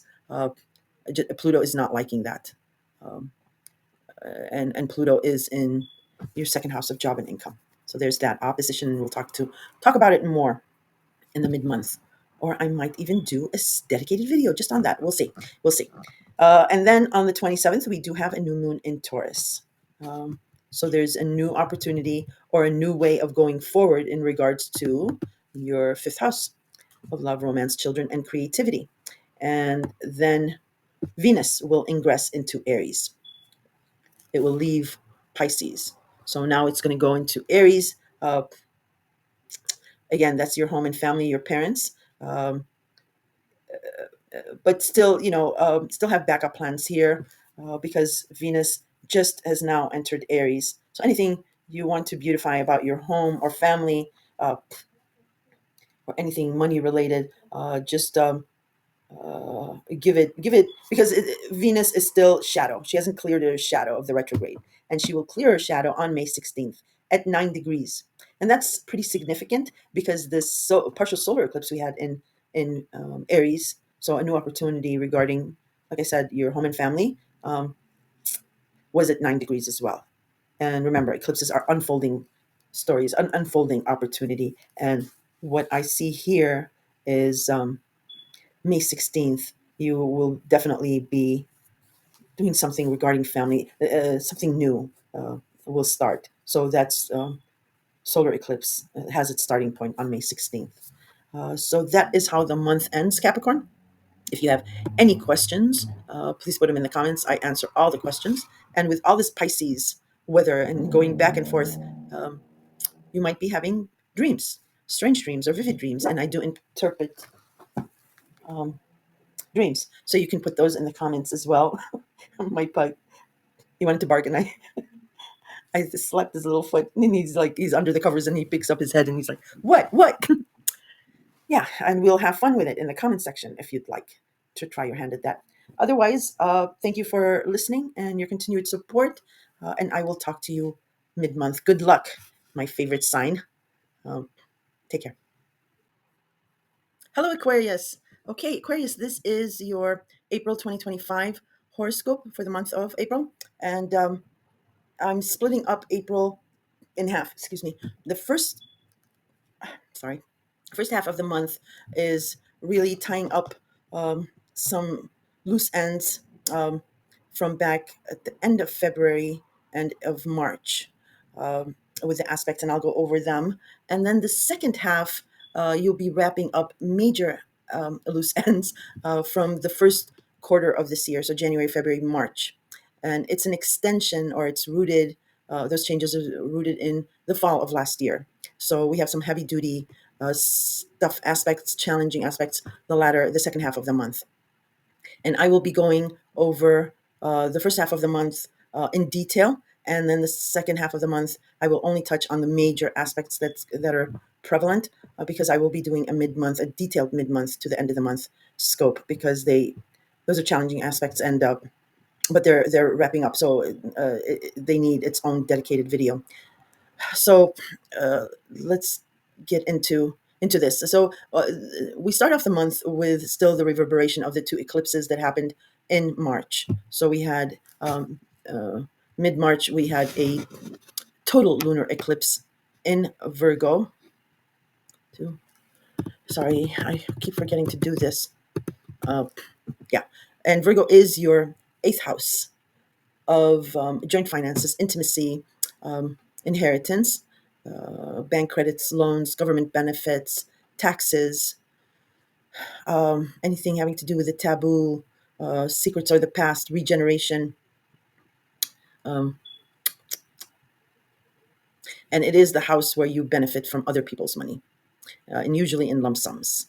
And Virgo natally rules the sixth house of health, habits, and your day to day routines, daily life, taking care of someone. So that's playing out in the background somehow. And there was something here that had to end. The old way of doing things had to end because we are shifting into these new energies, and something had to end here where you have to find a new way of dealing with this eighth house of joint finances, an innovative way. Uh, and then the most important eclipse was just a few days ago at the end of March, and that was a partial solar eclipse in Aries. So a new opportunity, a new karmic opportunity that will be unfolding for the next few months, a new beginning, and that was in Aries. Aries is your third house of communication devices, commuting. Modes of commuting. It is the house of siblings, cousins, extended family, social media.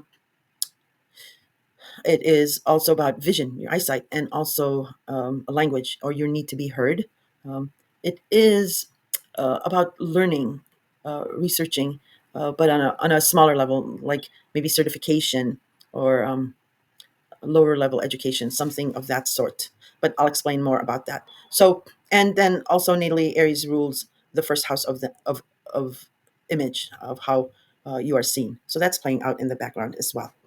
And we'll talk a little bit about what's going on. But I did do dedicated uh, videos for the total lunar eclipse in Virgo and the partial solar eclipse in Aries, and that's on my channel if you wanted to hear a little bit more in detail about it. So that's still reverberating now, and then also Neptune did enter Aries. So now this longing, this yearning, this you'll have this passion about something regarding your third house, um, and it may be. Again, it'll be different for different Aquarians, but like I said, there's something about teaching here as well. You may, because third house is like a close knit community, neighborhood or neighbors. Um, you might be doing night classes, maybe, or taking like art classes, something creative, um, or you might be, maybe it's a homeschooling thing for the community, uh, but yeah, that's going to be developing for you, and it may be about lower level education or teaching, because now we have the federal government that is doing away with the Board of Education, the federal, and giving it back to the states. So the states have to run their own school system, and you might be involved in that because that's coming up for you. That's showing up in your chart. And again, it'll be different for different Aquarians. But that's how we start off the month. And now I will go straight into April's aspects. And we start off with the first most important aspect is on the 4th, this coming weekend, April 4th. So we do have Saturn in Pisces that will sextile Uranus, your ruler, in Taurus. So Pisces is your second house of job, income, and your value system. And natally, Pisces rules the 12th house of secrets and the past, of spirituality and faith, of creativity as well. And it's sextiling your ruler, which is in Taurus. And Taurus is your fourth house of home, family, your parents, your country, your pride. It's about the clan and about your physical living space. So you might not be in a home, you might be in an apartment or a shared kind of living space. But that's going to change for you. Um, your chart looks a little bit similar to Capricorn. I've said that before, but there's this move, and it's about family or combining families. In any case, what is significant about this aspect of Saturn in Pisces sextiling Uranus in Taurus is that Saturn and your ruler Uranus are complete polar opposites. Um, Saturn is all about rules, restrictions, and boundaries. It wants to build a solid foundation from the ground up. Your ruler, however, absolutely despises rules and regulations and will not put up with any restrictions. Um, and it is the planet of shock, surprise, and you are the genius of the zodiac. It rules you, and you are a very futuristic sign. And Uranus likes to actually build from the top down, because even though Uranus and yourself, you're all about humanity and the group and the good of all, there still is, ironically enough, a hierarchical system with Uranus and your sign, or a class system of some sort. That's why I'm saying top down. Uranus is bottom up. So you can see the contrast. And what's significant here is there's a handshake between Saturn and Uranus. Very, very interesting, but very, very nice and very solidifying. So again, something about your job, your income, or your value system. Like I mentioned, something about faith or spirituality, creativity, is being very supportive um, in the changes that are happening or have been happening in regards to your home and family. Something here is being uplifted about your home and family. It's a very, very beautiful aspect. On the same day, we do have Mars in Cancer that trines Saturn in Pisces, and we also have Mars in Cancer sextiling Uranus in Taurus. Cancer for you is your sixth house of health, sorry, habits, your day to day routine. It can also cover taking care of someone or small pets. And Cancer natally rules the home and family um, and parents. And actually, Cancer is all about the mother or a matriarchal figure. So that's playing out in the background in regards to your daily habits and routines somehow. You have a concern about that. Here with this trine from Mars in Cancer to Saturn in Pisces, so it's a very nice, smooth, embalming effect here. It's a thumbs up that your sixth house is giving to your job and routine. Maybe you're getting a new job and you have and you're freeing up your schedule, or you're getting a different kind of schedule and it's being supportive. Also, Mars in Cancer is sextiling Uranus in Taurus. Sextile is a supportive aspect. And again, something about your daily habits or a routine or about your health is in support of the changes you have been making or you have been encountering in regards to your home, family, and your living space. So this is about your value system and your family. This is something very important to you. Um, and you're working hard. You're carving out a special routine um, to accommodate family and work, job, income. But maybe you're holding it close to the chest, or maybe you're doing something in secret, maybe to surprise somebody. In any case, these aspects are really, really beautiful. And it's the first week of April, and wow, nice.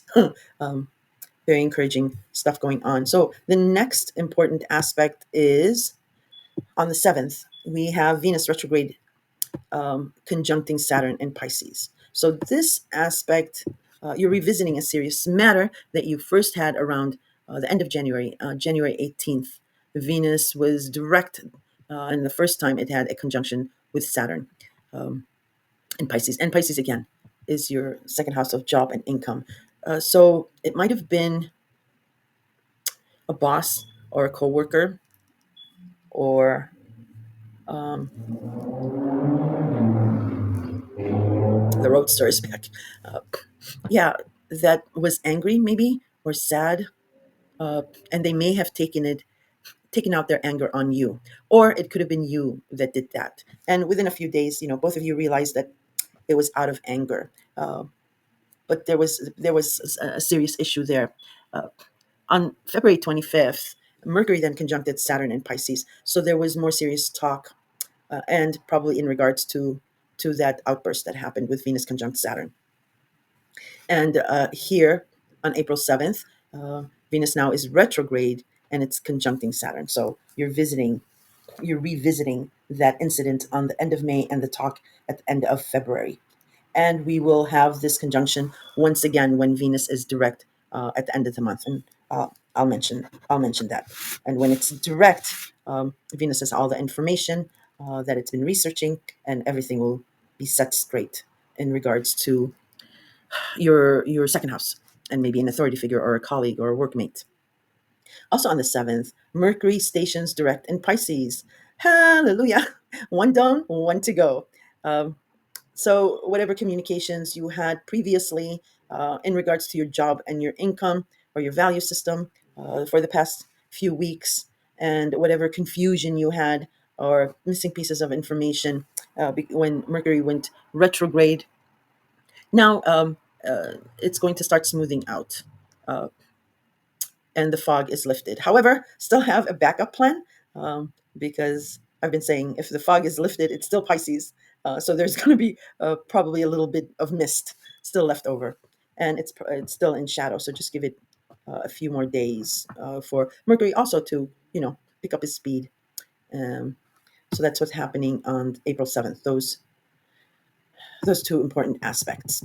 And then the next important aspect, again, I'll mention this because it's your ruler. We have Venus retrograde in Pisces, your second house, that will sextile or support or lend a helping hand in regards to changes that have been happening with your home, family, and your living situation. So, you know, it's a very nice, it's a lovely aspect. Like I said, it's a supportive aspect, but just don't bank on it completely um, because Venus is retrograde. And when Venus starts going direct, you or the other person might not be in the position to give this support, to go follow through with this support, not because they don't want to, but maybe because of circumstances changing. So just again, have backup plans and just don't fully ride on it. And then we have the next most important date is on the 12th, April 12th. It's a Saturday, and you might feel this a day or two before or after. We do have Venus now stationing direct in Pisces. Hey, second one down. We have now no more retrograding planets. Everything has stationed, and everything is going to go direct, and we're going to clear up this mess, this dust storm that we've had with these retrogrades. Um, yeah. So, and again, it is about your second house here. Venus attracts love, money, fortune, fame, uh, and it is beautifying something about your second house of job and income. Maybe you're interviewing here, um, or maybe you've started a second job, or maybe you're between jobs, or you could be still in your same job, but there's something of a betterment here. So maybe a promotion is coming up or something like that. Uh, so yeah, so that's the Venus stationing direct. On the same day, we do have a full moon in Libra. And Libra is your ninth house of higher education, foreigners, long distance traveling, um, publishing, the World Wide Web, and philosophy. Libra also natally rules the seventh house of partners. So that somehow is playing in the background too. So there is an ending here, Aquarius. Full moon is an ending, or it is a culmination of your past efforts or a fruition of what you've worked hard here.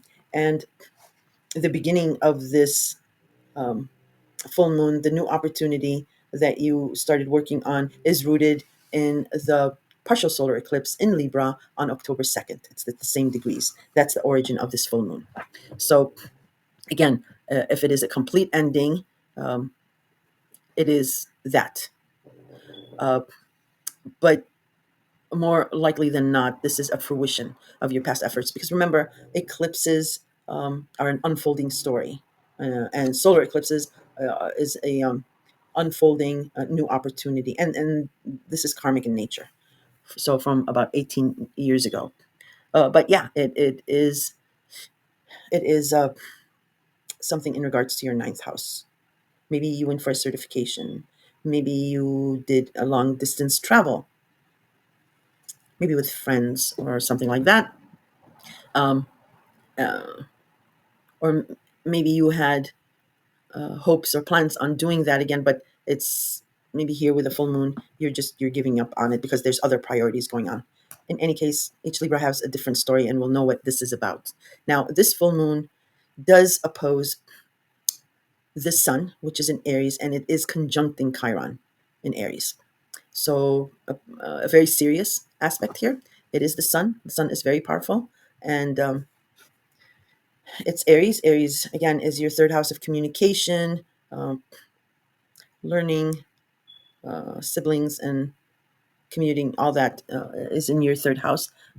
It's short distance travel, but the sun is illuminating something here, which is triggering some kind of a wound or a past hurt in regards to your third house, and maybe how you were seen in those, maybe how you were seen by a sibling or a close community, or or maybe it's just about your eyesight, because the third house rules the vision.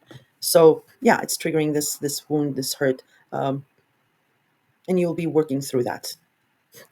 It's about releasing the past, or teaching someone else about this wound that you've encountered, and that'll help you um, release the past. All right. So now this is where, well, the next important aspect is on April 16th, Mercury will ingress into Aries. So it's been in Pisces, now it's come back into Aries. So think back to the beginning of March. There were very innovative, fresh new ideas, agreements, discussions, um, texts, emails, interviews, maybe commerce, when Mercury first entered Aries. Again, your third house. Uh, and maybe this is when you had talked about maybe something about school or teaching or certification.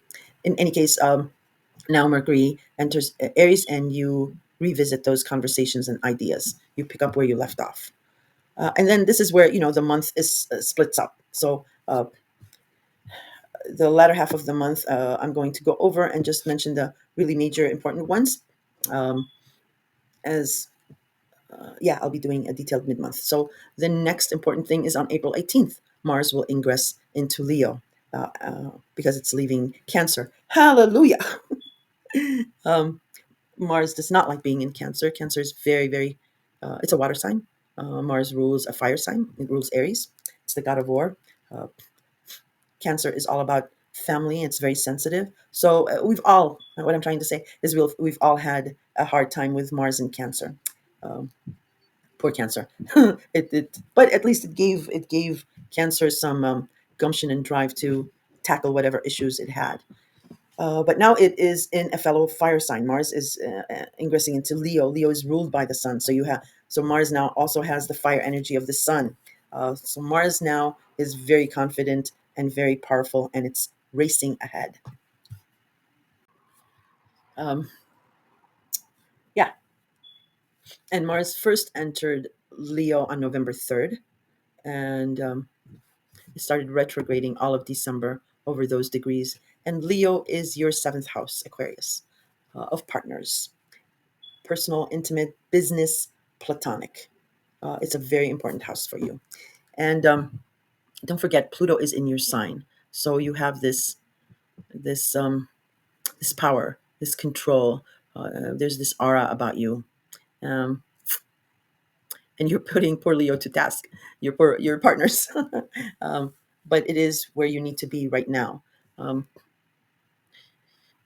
so now, with Mars being in Leo, you're going to find some challenging aspects coming at you from partners.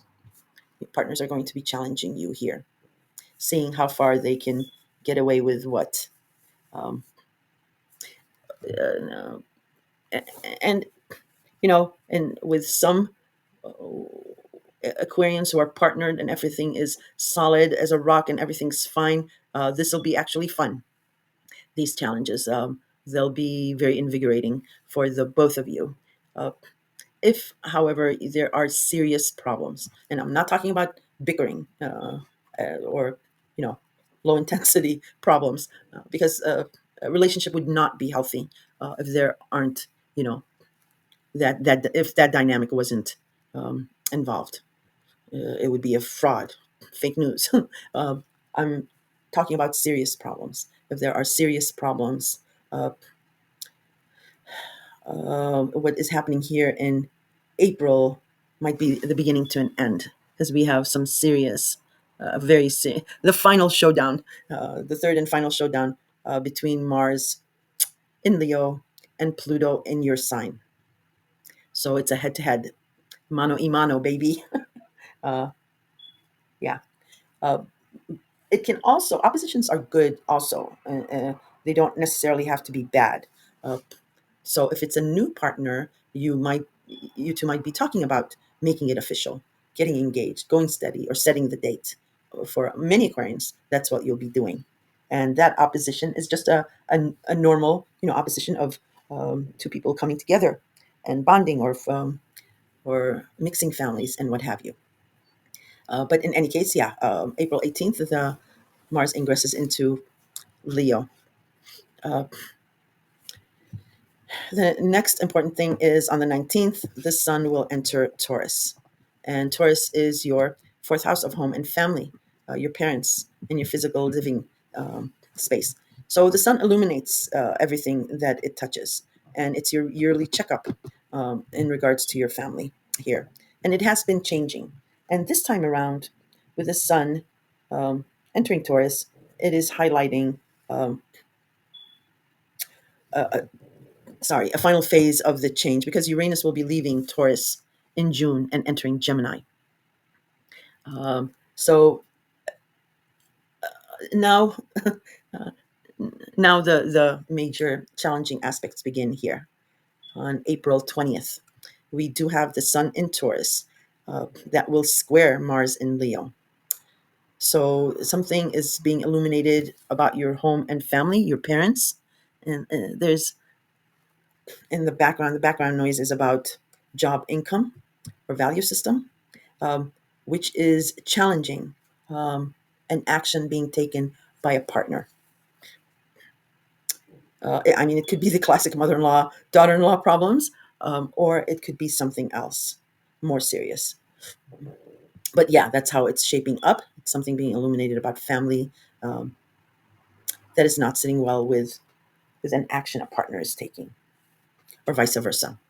And then this a few days later, the sun in Taurus this time will square, yikes, Pluto in your sign. And this is going to be a really tough square.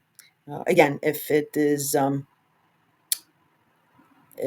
new get together, a new engagement, a new thing, this is just normal. This is par for the course. And squares are not really super bad. They jumpstart things. But if there is serious problems here, this will kick up a storm. So again, something about your home and family. There's a change, maybe a move, maybe a new home. Maybe it's about your parents. Maybe you need to take care of them. Maybe uh, you're moving them in with you. It could be a whole host of scenarios, but um, something about your family that is challenging. Um, Pluto in your sign. So Pluto is giving you this power, this control. Um, it's there's this aura about you, your profile, how you are seen, and that is what your home and family uh, has a problem with. There's a problem here between these two houses, and you know what it is. But again, we'll do a mid-month, and we'll do a deep dive, and I'll include the moon and other aspects, and we'll do a deep dive and figure out what it is. Because, well, the next day we have Venus now direct conjuncting Saturn in Pisces. Again, Pisces is your second house of job and income.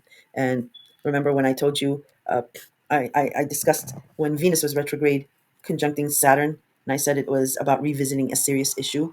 And I mentioned this aspect will happen the third and final time at the end of the month, and here it is. It's now Venus is direct and confident. It has done all the research it wants, and it will revisit again that matter, and things will resolve here or reconcile. Again, it's something about your job, income, maybe an authority figure, maybe a boss, maybe a colleague. Okay, and also something about the past is playing out in the background. Then, dum da da dum, we have the long-awaited showdown between um, Mars in Leo, so your partnership house, that will oppose Pluto in your sign. So this is the third and final opposition between the god of war and Pluto, the god, small g, of the underworld. Two very, very powerful planets. And, Pluto only has one thing in its mind. It's uh, forward movement and to get what it wants. So that'll represent a partnership, whether it be personal or business or platonic. And it is coming to a head with what you want or how you appear, your image. Uh, it can be many, many scenarios, but the scope, nonetheless, is there is an opposition between a partner of yours, what it's doing. There's action here. Mars, it's giving them action and urgency and heat. And it is opposing the way you appear, or something about your profile, something about your image.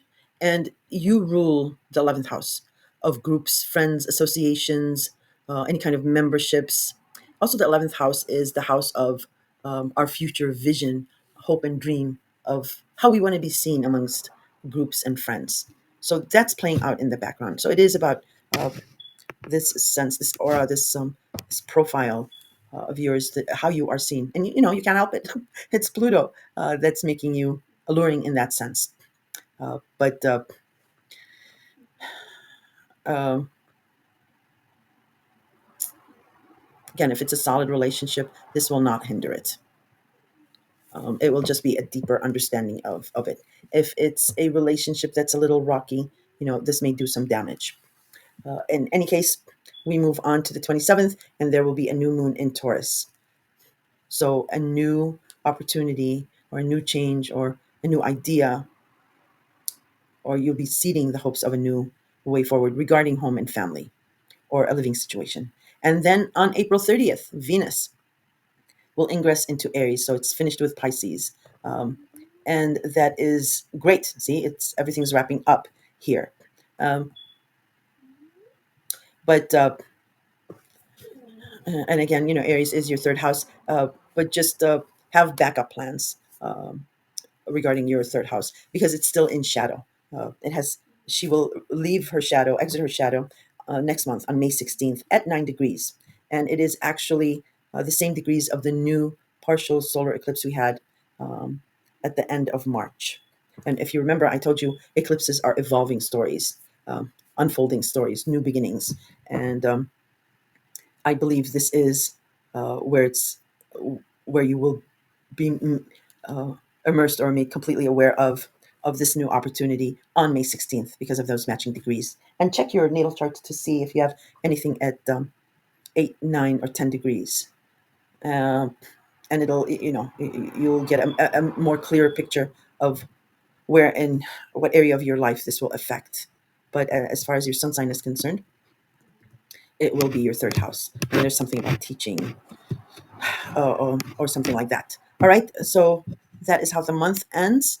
And if you have any questions, I answer all the questions. Just leave them in the comments. And with Pisces here, Pisces weather being a little bit dominant in March and this month, you might have been having dreams, maybe interesting, unique dreams or vivid dreams. I do also interpret dreams, so you can throw them in the comments and we'll have a little fun with those.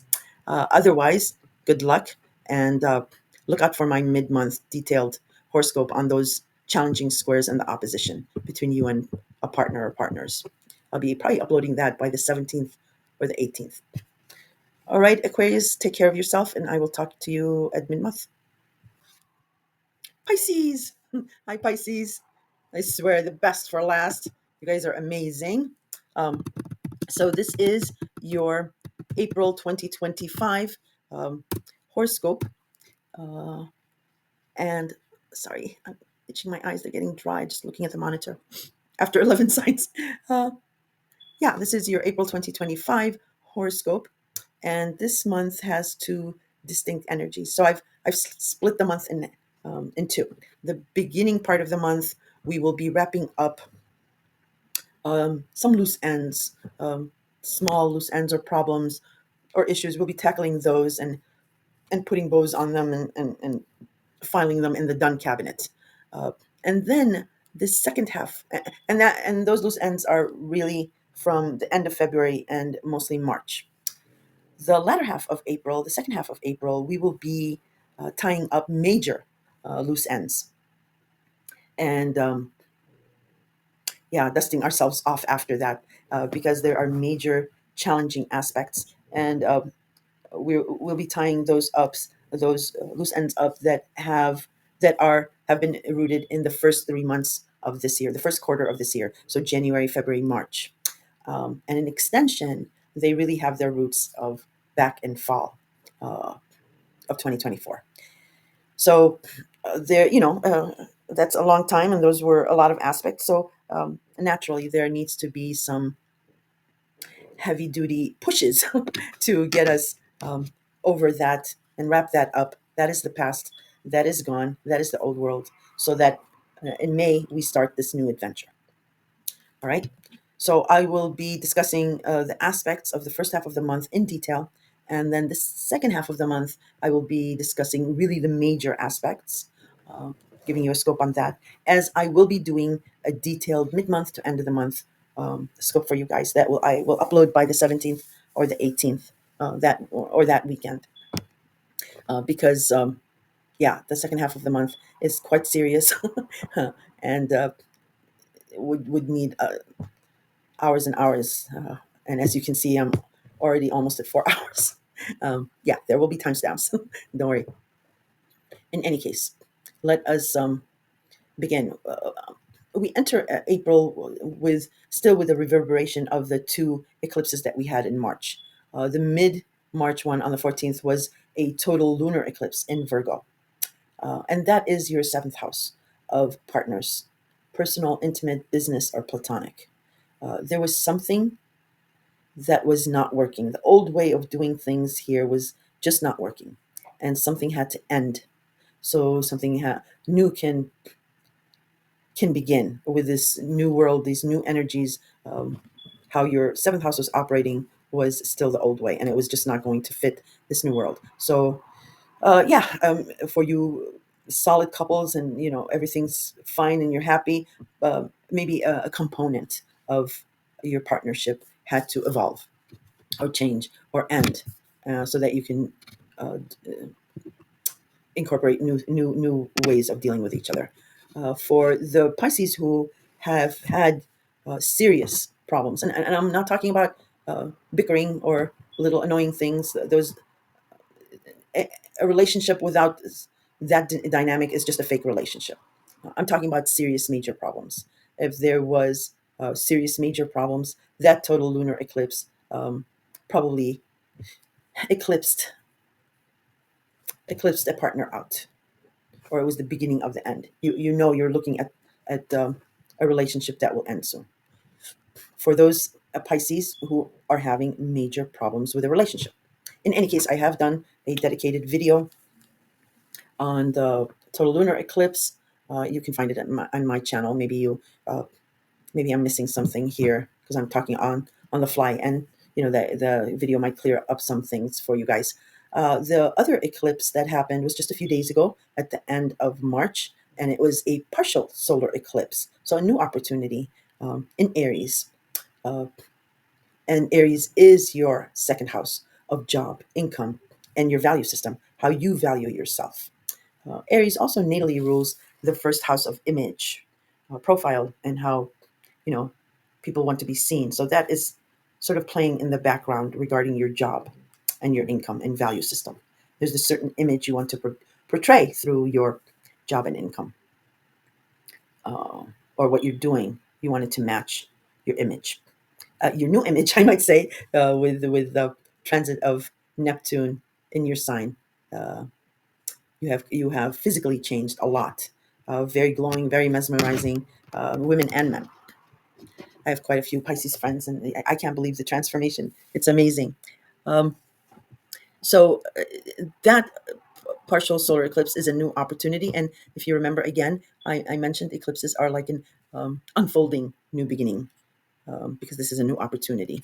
And I will let you know towards the end of April when I'm saying the aspects of when you will fully experience this new beginning if you have not yet already done so.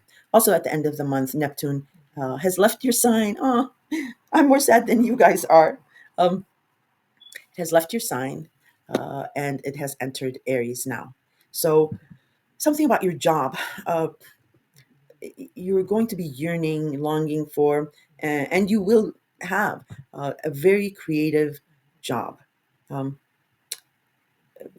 and that's, everybody says that, like, oh, creative, oh, spiritual. I'm trying to find a tangible way to explain it to you. Not these, I hate these like mundane philosophical words. When I used to listen to it, I was like, that doesn't make sense. Um, Something creative, something you're going to create something with your hands. For those of you who are going to be like maybe going into graphic design or what have you, that'll be uh, computer or it'll be AI or whatever. But for a lot of you, you are going to be creating something, yeah, with your hands. Oh, you might be okay. Now it clicked. You might be going into cooking. You might be becoming a chef or a gardener, or yeah, working with flowers. You might be doing that. Uh, for many of you, there's this water theme. I mean, I know it's Aries. I know, Aries is just the passion, the drive, the image. But Neptune is powerful, and he's steering this ship, pun intended. So there's something about water for many of you, and I've mentioned it before. Um, Later on in the year, you have this maybe two jobs or two homes, and you're like going back and forth, and it's like flying. I don't know, flying cars. It might be airline. Yeah, many of you might be going into the airline industry because there is a huge shortage in the airline industry. They need a lot of people, so it might be pilots. You guys might be, and they have these training programs.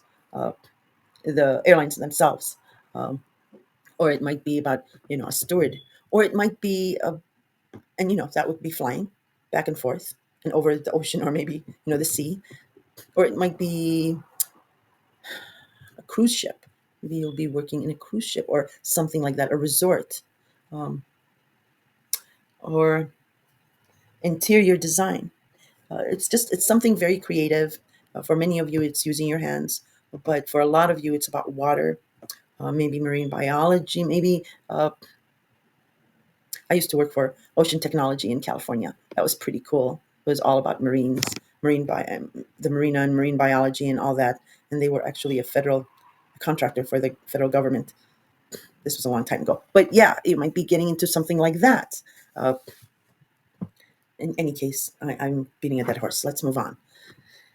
So yes, but I'm excited for you. I want to keep talking about this job opportunity that you guys are going to go on. But let's just get straight into April's aspects. All right. Oh, why won't it open? Sorry. Okay, there we go. All right. So on April 4th is when, just this coming weekend, we have Saturn in your sign that will sextile Uranus in Taurus. A very lovely aspect. Sextile is a supportive, uplifting aspect. So Saturn has been in your sign, restricting something about your image, about the way you appear, about any changes, any further changes that you're making, that you're trying to make. So you're following these rules. Now, Taurus is your third house of communication devices, social media, siblings, the neighborhood, neighbors. And this has been changing for you because of Uranus. Um, so, so whatever restrictions, whatever foundation that Saturn has been helping you build is being very supportive of how you how you will be seen amongst a very close knit community, neighborhood, um, maybe maybe you're getting a new car and it's going to look good on you, or maybe with siblings, an extended family. But what is striking here with this aspect is that Saturn and Uranus are at complete polar opposites. Saturn is all about rules, restrictions, and it wants to build a solid foundation from the ground up. Uranus, complete opposite, hates rules, does not do restrictions, is all about freedom, and it rules quirky, futuristic Aquarius. And it usually does things from the top down because, ironically enough, Uranus and Aquarius has there's a hierarchical system to their groups. Um, so that this is significant for these two to be shaking hands on something here. Very, very nice. I never thought I'd see it, but here we are. We see it. And what is expected of you? Nothing really. Just continue following the rules as you have, and you will be you'll keep getting rewarded this way uh, because you are building a strong foundation regarding your image and how you are seen by others. Okay, so that's a lovely aspect. And we also have Mars in Cancer that will sextile also Uranus and Taurus. And Mars in Cancer will trine Saturn in your sign. So Cancer for you is your fifth house of love, romance, children, creativity, um, pets, or gambling. Um, so you have been busy regarding your fifth house with one of these components or a combination of them since last September last year. And then we had some issues when Mars was retrograding in Cancer, but now it's going direct and full force. So uh, whatever your action you're taking regarding your fifth house again is being very supportive in regards to um, your third house of short distance travel, again communication, uh, or the neighborhood, or within your neighbors or siblings.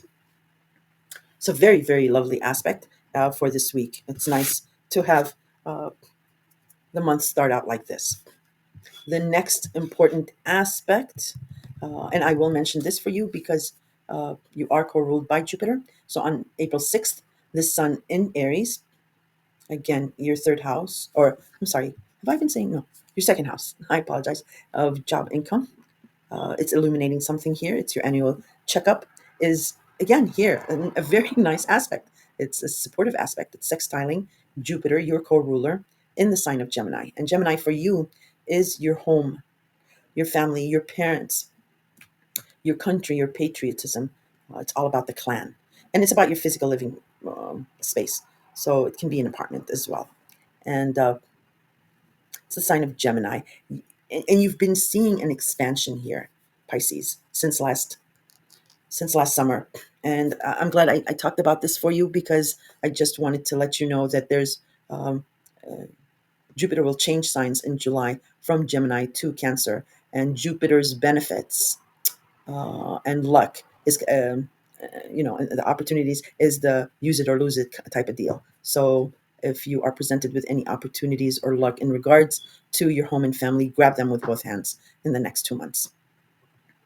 It's a good thing. And again, Jupiter co-rules you, so you are. So we're good on April 6th. I did want to mention that since Jupiter was involved, and also uh, the same day, Venus retrograde in your sign will trine Mars in Cancer. So something about your image that you're reviewing. It does give a very smooth, embalming aspect to a lover, a romance, child, or creativity. You might meet someone here, um, and and it might be romantic, it might be about a romance or what have you, but just well, the thing is I mean, it's a love story. It's Venus and Mars, um, but it can be one of the those scenarios like a Romeo and Juliet, like you guys are from complete, maybe polar opposites, and the people around you might not be not approving of this match. Now, uh, if it is just something in fun, um, because it's your fifth house is fun, it's not a partnership house, then, um, you don't care what the people around you say, or it is what it is. It's for a short term. But if both of you are infatuated with each other and want to make it work, just know that the people around you are going to be talking about your differences. It'll be the Montagues versus the Capulets kind of a scenario. So, and Venus is retrograde here. So when Venus turns direct, you might change your mind about this relationship. You might see what others are pointing out, or it can be somebody from the past that comes back into your life. Maybe a past romance or a lover. And again, uh, them coming back into your life might be just temporary during the retrograde period. Uh, if you two survive the retrograde period and everything is solid as a rock afterwards, then by all means, yes, pursue this relationship because it will be solid. Nothing can break it. But if the relationship doesn't survive, or there's just too many discrepancies, too many differences, when Venus goes direct, it might just fall away. You might change your mind. The other person might change their mind. So yeah, just don't make any commitments during a Venus retrograde, and certainly do not do any permanent physical changes to yourself. So no, and I think I mentioned this in the scope in March and February scope. No plastic surgery, nothing invasive like that. So that's the 6th. Now on April 7th, we have Venus retrograde will conjunct Saturn in your sign, and this is a serious aspect, and this has happened before. So you're revisiting a serious matter that you first had around January 18th, when Venus first conjuncted Saturn when it was going direct. Okay, so maybe a lover, a partner, a family member. Um, uh, Maybe they were angry and very maybe depressed or sad, and they may have taken out their anger on you, or you could have done that to them. And within a few days that passed after that, both of you realized that it was out of anger. But also a month later, on February 25th, this time Mercury went ahead and conjunct Saturn in your sign. So more serious talks, and this is regarding your image and how you appear. Okay, so more serious talks here uh, regarding what had happened, but there might have been just something here on February 25th was something like, do do we have faith in the face of facts, or should we just chalk it up and give it up? Each Pisces is different, and each Pisces chose differently. But I bet for the most part, almost all Pisces chose to have and keep the faith. Also, on April 7th, Mercury will station direct in your sign. Hallelujah. Hallelujah. One down, one more to go. Venus to go, because Venus is retrograde. So here, now we start getting clarity. The fog is lifted, but there still might be a mist. It's still, you're still Pisces. Uh, so now something about your image, the way you appear, your profile, the discussions will pick up where they left off a few weeks back when Mercury then entered Aries. So yeah, these discussions, ideas, text, emails will start picking up in regards to how you are seeing your profile, or if you wanted to make any changes um, regarding how you are seen. But remember, no changes until Venus turns direct. Okay, so sorry, the recording session ended, so I had to start a new one. So yeah, um, on April 12th, and this is where the month is split into after this aspect. So on April 12th, we will have, here you go, we will have Venus stationing direct in your sign, Pisces. So this is very, very good news for all of us. um, and Venus loves being in your sign. Um, so yeah, second one down now. No planets are retrograde now. Everything's going to be moving forward. So we're all going to be out of this confusion, and we're going to move forward with confidence. This is fantastic. Um, Again, just give it a few days for Venus, well, a few weeks till Venus clears its shadow before you want to make any permanent physical changes. And then we do have a full moon here on the 12th, Pisces. It's a full moon in Libra at 23 degrees. Sorry, excuse me. And Libra is your eighth house of intimacy, joint finances, the mortgage, taxes, government benefits, bank credits or loans, inheritance, the past, secrets, taboo, regeneration. That's what Libra rules for you. And natally, Libra rules the seventh house of partners. So that is playing out in the background. And this full moon is either an ending here regarding joint finances, or it can be the fruition of your hard work here. Since when? Since the new moon solar eclipse that happened on October 2nd in Libra, in same degrees. So something new that started there. Again, it was an eclipse, so it was an unfolding story, an unfolding new opportunity, and your whatever you built here, you grew. Now, with this full moon, you will be reaping the rewards, or again, culmination of your efforts. If it's not an ending, okay. If it is an ending, it coincides with um, um, maybe a dissolution of a partnership that you've had, and here you're separating joint finances, and somehow, if there was a serious problem with a relationship and it had ended. But for many of you, it might be getting engaged, getting married. So, excuse me. So, an ending here uh, or a culmination might be enjoining these joint finances and moving forward with that. Um, but yeah, look to that.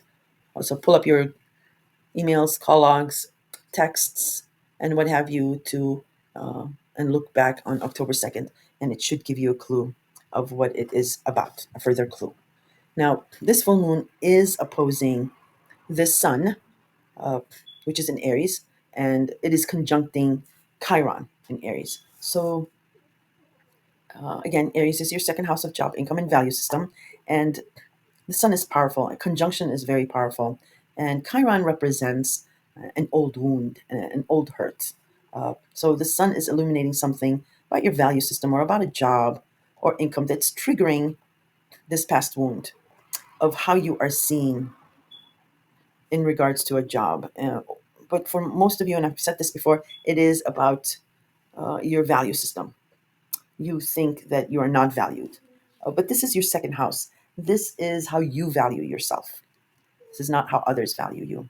So that's why I'm saying it's rooted in something of a wound in the past, and you need to release that hurt in order for you not to have a low self-esteem. I mean, yes, we do have that full moon in the eighth house, and the eighth house is also how other people value us. So maybe, with that full moon, with this full moon, that full moon, we're still on it. Maybe this is where your healing begins because of this full moon. Maybe your concept of how you think others value you, it ends here. It's washed out, um, and you begin this healing process. Okay, so that is the 12th, and then after the 12th, on the 16th, uh, yeah, that's where I'll split up the month. On the 16th is when Mercury will ingress into Aries. So it's been in your sign, and now it's moved into Aries and your second house of job and income. So now you're going to be discussing and think back to the conversations, ideas, and maybe agreements you had um, in regards to your second house back in March. They were very fresh, innovative, spring-like ideas, very invigorating. So here, with Mercury entering Aries, you pick up where you left off, and it might be about a new job or a promotion. Uh, 30 figures are looking at you with adoration. So it might be about a job. And many of you, well, no, not many, but before you, a lot of you had two jobs that you were running to and fro. But many of you have settled into a job. If you have not, you will soon, and I'll explain when. It's right next month, or you may have started it with that solar eclipse at the end of March. In any case, 2 days later, on the 18th, Mars now will ingress into Leo. Mars has been in Cancer, uh, and Cancer is your fifth house of love, romance, children, and creativity. And it first entered Cancer back in September of last year, right around that eclipse in your sign. So something was triggered regarding a lover or romance or maybe children. Something came to a head because there was this heat and urgency with Mars. Um, in any case, we've gone through that, and now Mars has completed by the 18th. Mars has completed its mission in Cancer, and we're all thankful for that because Mars has a hard time being in Cancer. Cancer is a water sign; it's very intuitive, and Mars is the god of war and rules a fire sign. So not only did Mars have a hard time in Cancer, Cancer hated Mars being in its sign. Uh, and we all had problems with Mars being in Cancer. In any case, but it did its job, and it did its job well. And for you, Cancer is your fifth house. Um, so whatever needed to be brought up, it did bring it up through heat and action. And it should be all resolved by the 18th of this month. Now Mars enters Leo, and Leo is your sixth house of health, habits, and your day-to-day routine. Um, every day, how you manage your day, how you go about your schedule. It is also about taking care of someone, um, about small pets, small animals, and it is the house of chaos and gossip, the sixth house. But Leo also natally rules the fifth house of love, romance, children, and creativity. So something about your day-to-day routine or any health matters, um, something about a lover, a romance, a child is somehow involved in this. But in any case, Mars first entered Leo on November 3rd, and then it started going retrograde um, in Leo and for the full month of December. So now it will repeat um, those degrees and pick up where it left off back then. Again, whatever routine or schedule you had back in November and December, you might be revisiting that once again. And you might stick to that schedule. Or if it didn't work for you, you'll make changes here. And then that's when the boogie starts, the boogie woogie, woogie woogie, the hard aspects start. So, well, first on the 19th, the sun does enter Taurus. So annual review and checkup regarding your third house. So anything about communication devices or cars. I know a lot of Pisces are into cars. My Pisces friends, like every 6 months or a year, it's another car they've added. Um, uh, so yeah, the sun is here, and it's your yearly checkup and how your third house is doing.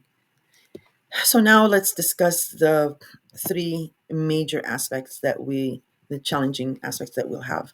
Um, and I'll just briefly mention them. Like I said, we will be doing a detailed mid-month and talking about these. But on the April 20th, it's a Sunday, I believe, we will have the sun in Taurus square Mars in Leo.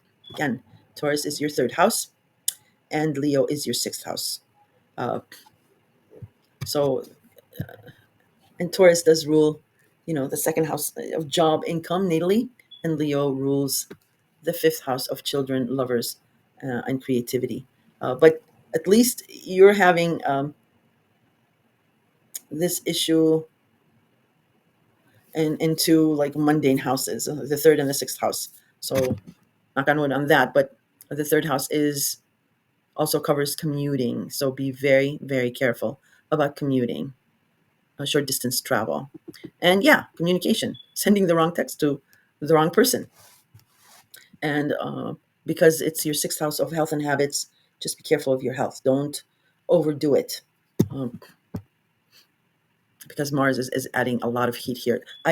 For a couple of signs, I suggested this. I will suggest it for you too. Is try walking, like start now. Uh, because it'll help a lot with this drive, this energy that's going to be pumping with Mars. Or meditation. Meditation can help a lot. In any case, so these two houses will be at odds. There'll be a challenging aspect. Something will happen that it will drudge up this challenging aspect. The next challenging day is April 23rd. The Sun in Taurus this time will square Pluto in Aquarius. Um, Again, your third house, commuting and communication, social media, uh, whatever is revealed here, because it's the Sun, whatever is illuminating here uh, is not sitting well with your 12th house of secrets and behind the scenes, mm, or the past. So just be careful if you're playing hooky. Hooky from school, you'll be caught. um, or, some of you, might be having another relationship, and just, fine, that's fine. But it's just uh, with Pluto being in your 12th hidden house, or the house of the past and self-undoing, hidden enemies, just I would say, be on the up and up and be careful, because nothing nothing can hide from Pluto. And okay, well, we'll move on. Now, here on the 24th, remember when I said Venus will conjunct Saturn once again when it's direct? It happens here. So now Venus has the complete story, and it is going to be blessing situations and working her very beautiful diplomatic magic. So, yeah, something regarding your image, or whatever outburst that was hurtful or whatever. Now Venus is direct and it's conjuncting Saturn. It is a very serious aspect, but it's a resolution here, or reconcilement. So very nice. April 24th. Now, April 25th, I'll also mention it because it's about Jupiter, the Sun in Taurus. Wow, Taurus. Okay, so this last week in April is preluding something in June, when Uranus will leave Taurus. I believe so. There's a lot of activity here. The Sun in Taurus will semi-square Jupiter in Gemini, third house and your fourth house. And it's a semi-square. It's a hard aspect, but it's a semi-square. So it's a little sting. It's not really the full force of a square. You might be shopping for a house, or maybe looking to move to a new neighborhood, and something that's being illuminated regarding your short distance travel is just not sitting well with whatever expansion it is that you have going on regarding home and family, or about your parents. Maybe you guys need a bigger space. Maybe you've taken in your parents to care for them, and you're looking for a bigger space, but this neighborhood won't do. It can be as mundane as that. Anyway, like I said, mid-month we'll get into more detail with it. And then the final showdown. I don't know how that song goes. um, it's grab your popcorns here on April 26th. Well, it goes exact here, but you could be feeling it way before, and we'll definitely feel it way after. It is the third and final opposition between Mars and Pluto, and this time Mars is direct, and it's in Leo, and Leo is ruled by the Sun. So very, very, Mars is super powerful here. Um, and it only has one direction in mind: forward. Ouch. I got excited. And, Pluto is beyond powerful. He's the god, small g, of the underworld. So Mars, I'll refresh your memory for you returning listeners, but for new listeners, what Mars does is say, "What do you want?" And you'll say, "I want that." And Mars will say, let's go get that." Uh, and he goes, and he doesn't care who is in front of him. Fire breathing dragon, you know, Godzilla. It doesn't. He is fearless. Mars is fearless. He doesn't care. He just goes head in first. He's the god of war, um, ruling fiery Aries. Uh, but if Mars is fearless, um, Pluto is beyond fear. He's like I said, small g, god of the underworld, deals with the dead. What he has nothing to fear. And what I'm trying to say is, Pluto welcomes what Mars wants to destroy, because Pluto wants complete dissolution so that he can help you build, transform into this new person. Pluto does not believe in reform because he thinks that we may fall back on the old ways. So he wants to destroy that so that there is nothing for us to go back to. So we're forced to go forward with this regeneration. So, yeah, the first time around, I believe Mars was in Cancer. So Cancer was, Mars was not as strong. Second time around, Mars was retrograde. So almost fighting Pluto with his hands behind his back. Now it is racing, and it has the power of Leo and the sun, and he's fearless, and he's going to go full force against Pluto.